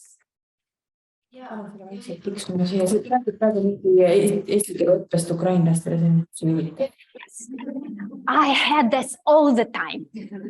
In the beginning, I told, please switch off if you don't want me to hear what is going on there. One man, I saw he's moving very fast by corridor. I was praying it's not toilet because I needed to switch off very quickly. Okay, it was very interesting. So, so I can say, of course, it's not research, psychology, social research. Is not science research, but I want to say is a focus group. I can give a reference. They will stay here. Women, children, seniors. Okay, children didn't come, but many of the women, they had the children. What about the quality of this group? I mean, quality for the labor market. No Estonian language. Some of them have very good skills, especially coming from the big cities. I can't say there are no men, but those men came from occupied territory and they came through the Russia, understand me? Otherwise, they will stay there to fight. And just to be clear, they are also here, but they are in minority. Legislation is another thing, what is, at least in Estonia, I don't know about the German in Poland, changed a lot. Law of foreigners for the Russian citizens and Belarusian citizens as a sanctions. No sanctions in the 2 fields, job and business. No job, no business. It means also those who had a visa or permission to live here. When it finished, it finished. No plan. So we need to find a substitution. Our foreigners law is quite complicated. We just discussed about us consultants, and probably there are 10% in Estonia who knows what is this. And lucky you, I'm probably one of them. So during the lunch, you can ask me exactly things of regulations, because, for instance, for the Belarus IT employers, there are some possibilities. For Russia, not. How to manage this point when you can't have this employer expert anymore. So, but there are also school reform and language requirements. During the war, Estonian establishment and politicians, after that, they deciding to close Russian-speaking schools, to go over much quicker than probably we have teachers and resources. So this is also changing our labor market. I don't say about the schools because for them is crucial, but also for the other spheres. And language requirements for everybody. Language requirements, not so much now, but I believe next year it will be more and more strict for the foreign labor. And if we come back to the first point, refugees, about 2% is a lot. And is not possible. I see it in, and last training was Monday. I never saw so much response like they thought, I can't have a course of Estonian language. They say not now, probably in the springtime. I can't go because I have a job, and this staying even staying online in front of the screen 2 days a week for me is too much, because the job what I'm doing is easy job. I mean, not easy for me, it's very hard for me, but this is something what need, for instance, shift. So this kind of present language learning doesn't fit to the labor market. Even there are hundreds of millions euros is spent on.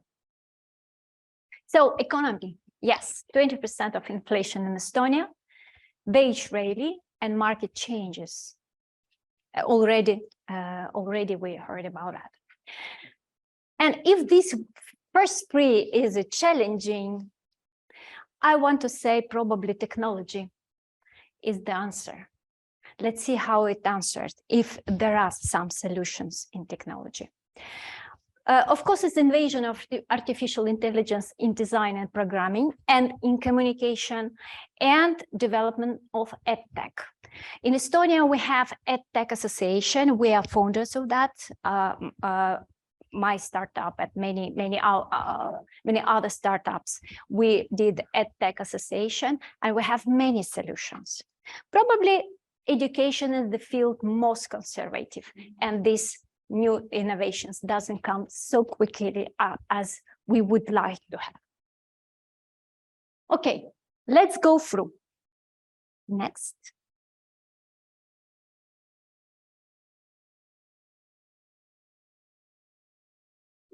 Lost.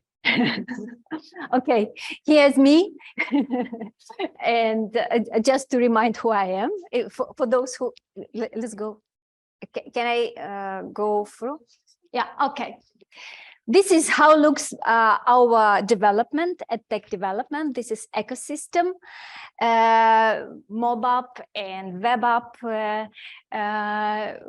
You can really find a place to practice, as I told you, what is language, place to practice language. You can find the people who would like to and ready to speak with you, yeah, and support your language practicing, and of course events, what is suitable for your language practicing. But last year we did something else. We came out with the training. We came out with a language course, and we offer it for free. We got 6,000 students learning Estonian language online. It's a marathon of 2 months and is really innovative, believe me. We're surprised by the results. Those who really came and did 56 lessons Each day is a new lesson, 2 weeks, or not 2 weeks, 2 months. They did a test and they got from the zero, because many of them was refugees. From the zero, they get A2, even B1. A2 is very good level. B1 is independent language user and is enough, for instance, to get permission to live here for and start to be a European Union quite well status. How is possible? I tell you, when you go online, because this is online training, please don't copy for everybody, for you also. Don't copy what is going on in room. Here's a teacher, lecture, and there are people. And we go in Zoom and it works. No, it doesn't work. That's why by the CEO of Coursera, 94% of those who are starting online trainings, they quit. Only 6% succeed. And those who have in 6%, you know what was? They had an environment. They had a motivation. They had supportive environment for language learning, for the skills learning, etc. So when you come out or think about the online learning, first thing, what I saw, we got 6,000 simultaneously in the same time learning a language, but registered 10,000. You know what was the problem? Why they didn't access to the end? It was free for everybody. I think it was 3 or 2 clicks, but you needed to do in right way.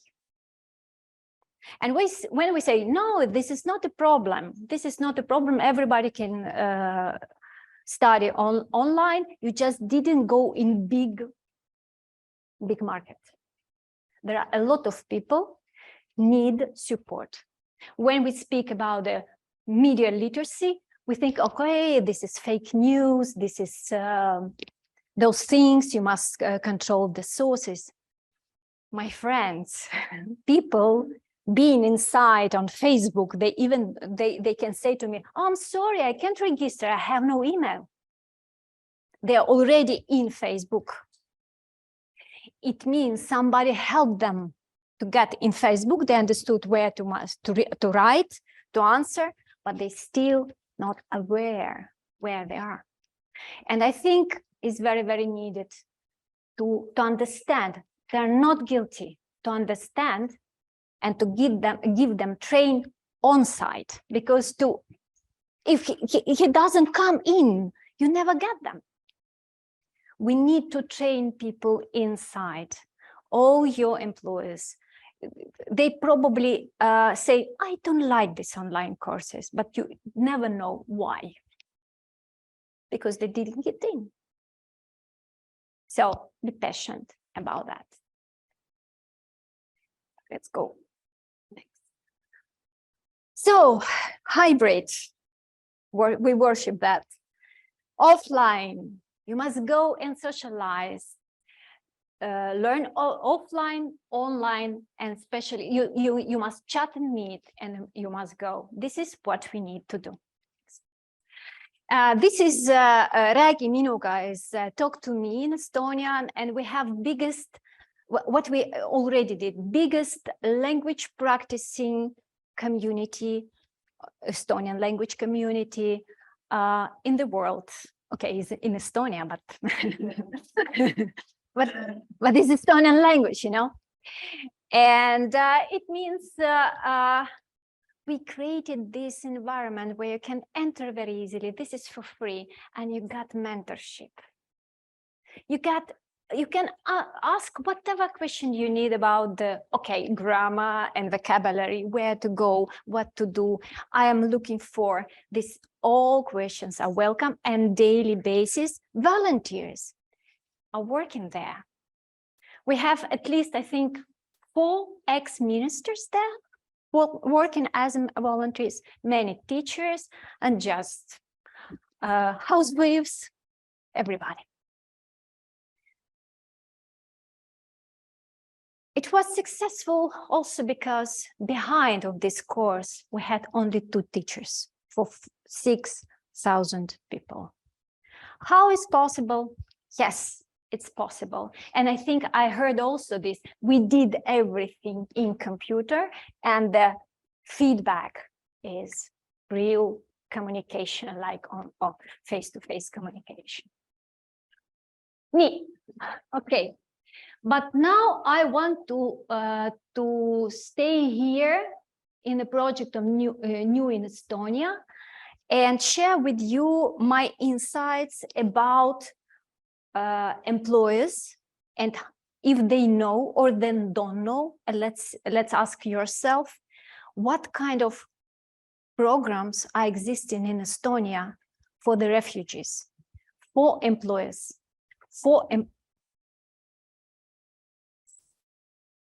the first, when refugee, you take a refugee and make a contract, there are per year, per person for trainings. And they compensate 100% of that. Second,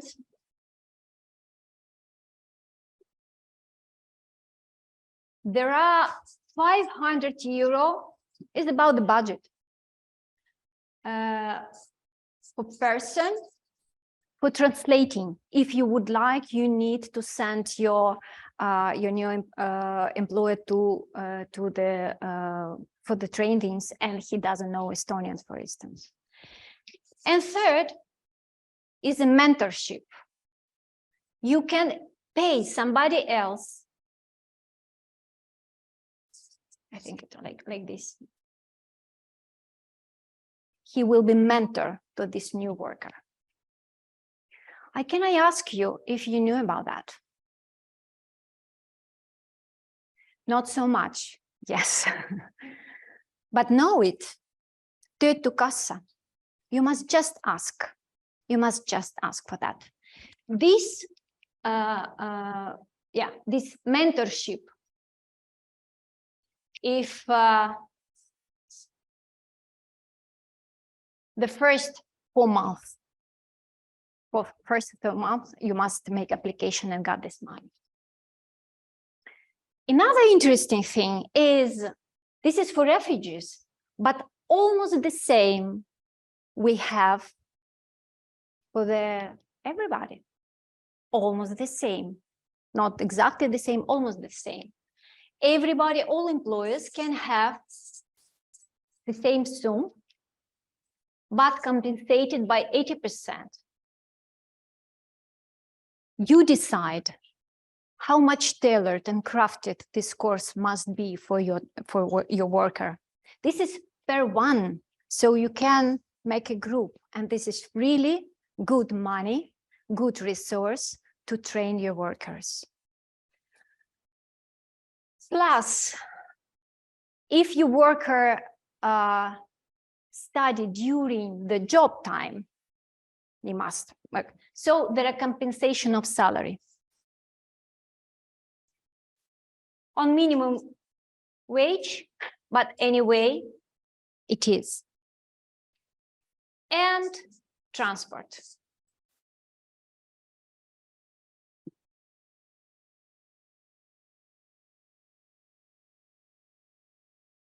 It's very important for the future.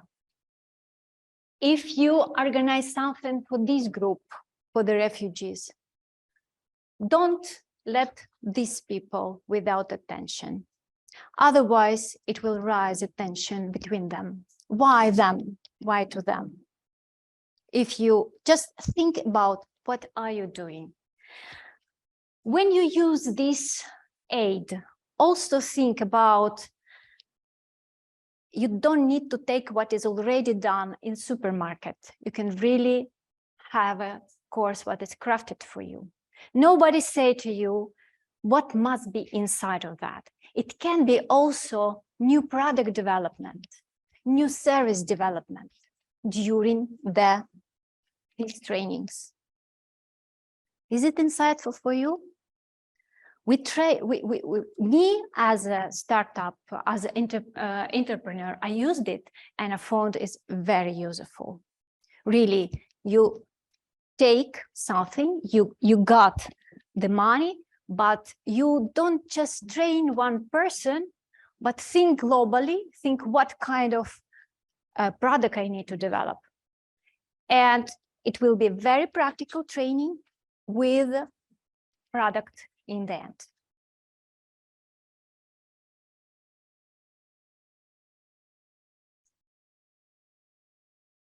Have you any questions for things probably you didn't, you expected to get information, but you didn't get from me? Thank you very much.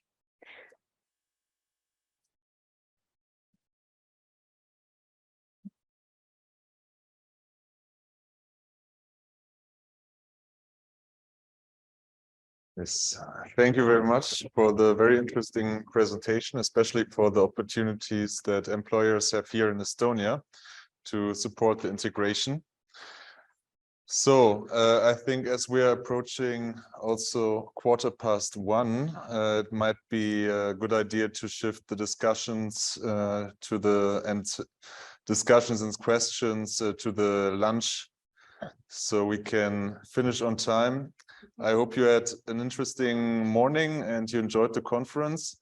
As I said, you will receive a follow-up email beginning of next week with more information about the REGROW project, and also you will find the presentations online afterwards, so you can have another look. If you have any other questions, feel free to contact Spirit or to contact me or any of the other speakers. It was a pleasure to have you here. Wish you a nice weekend and a nice afternoon, and now it's time to enjoy the lunch, I think.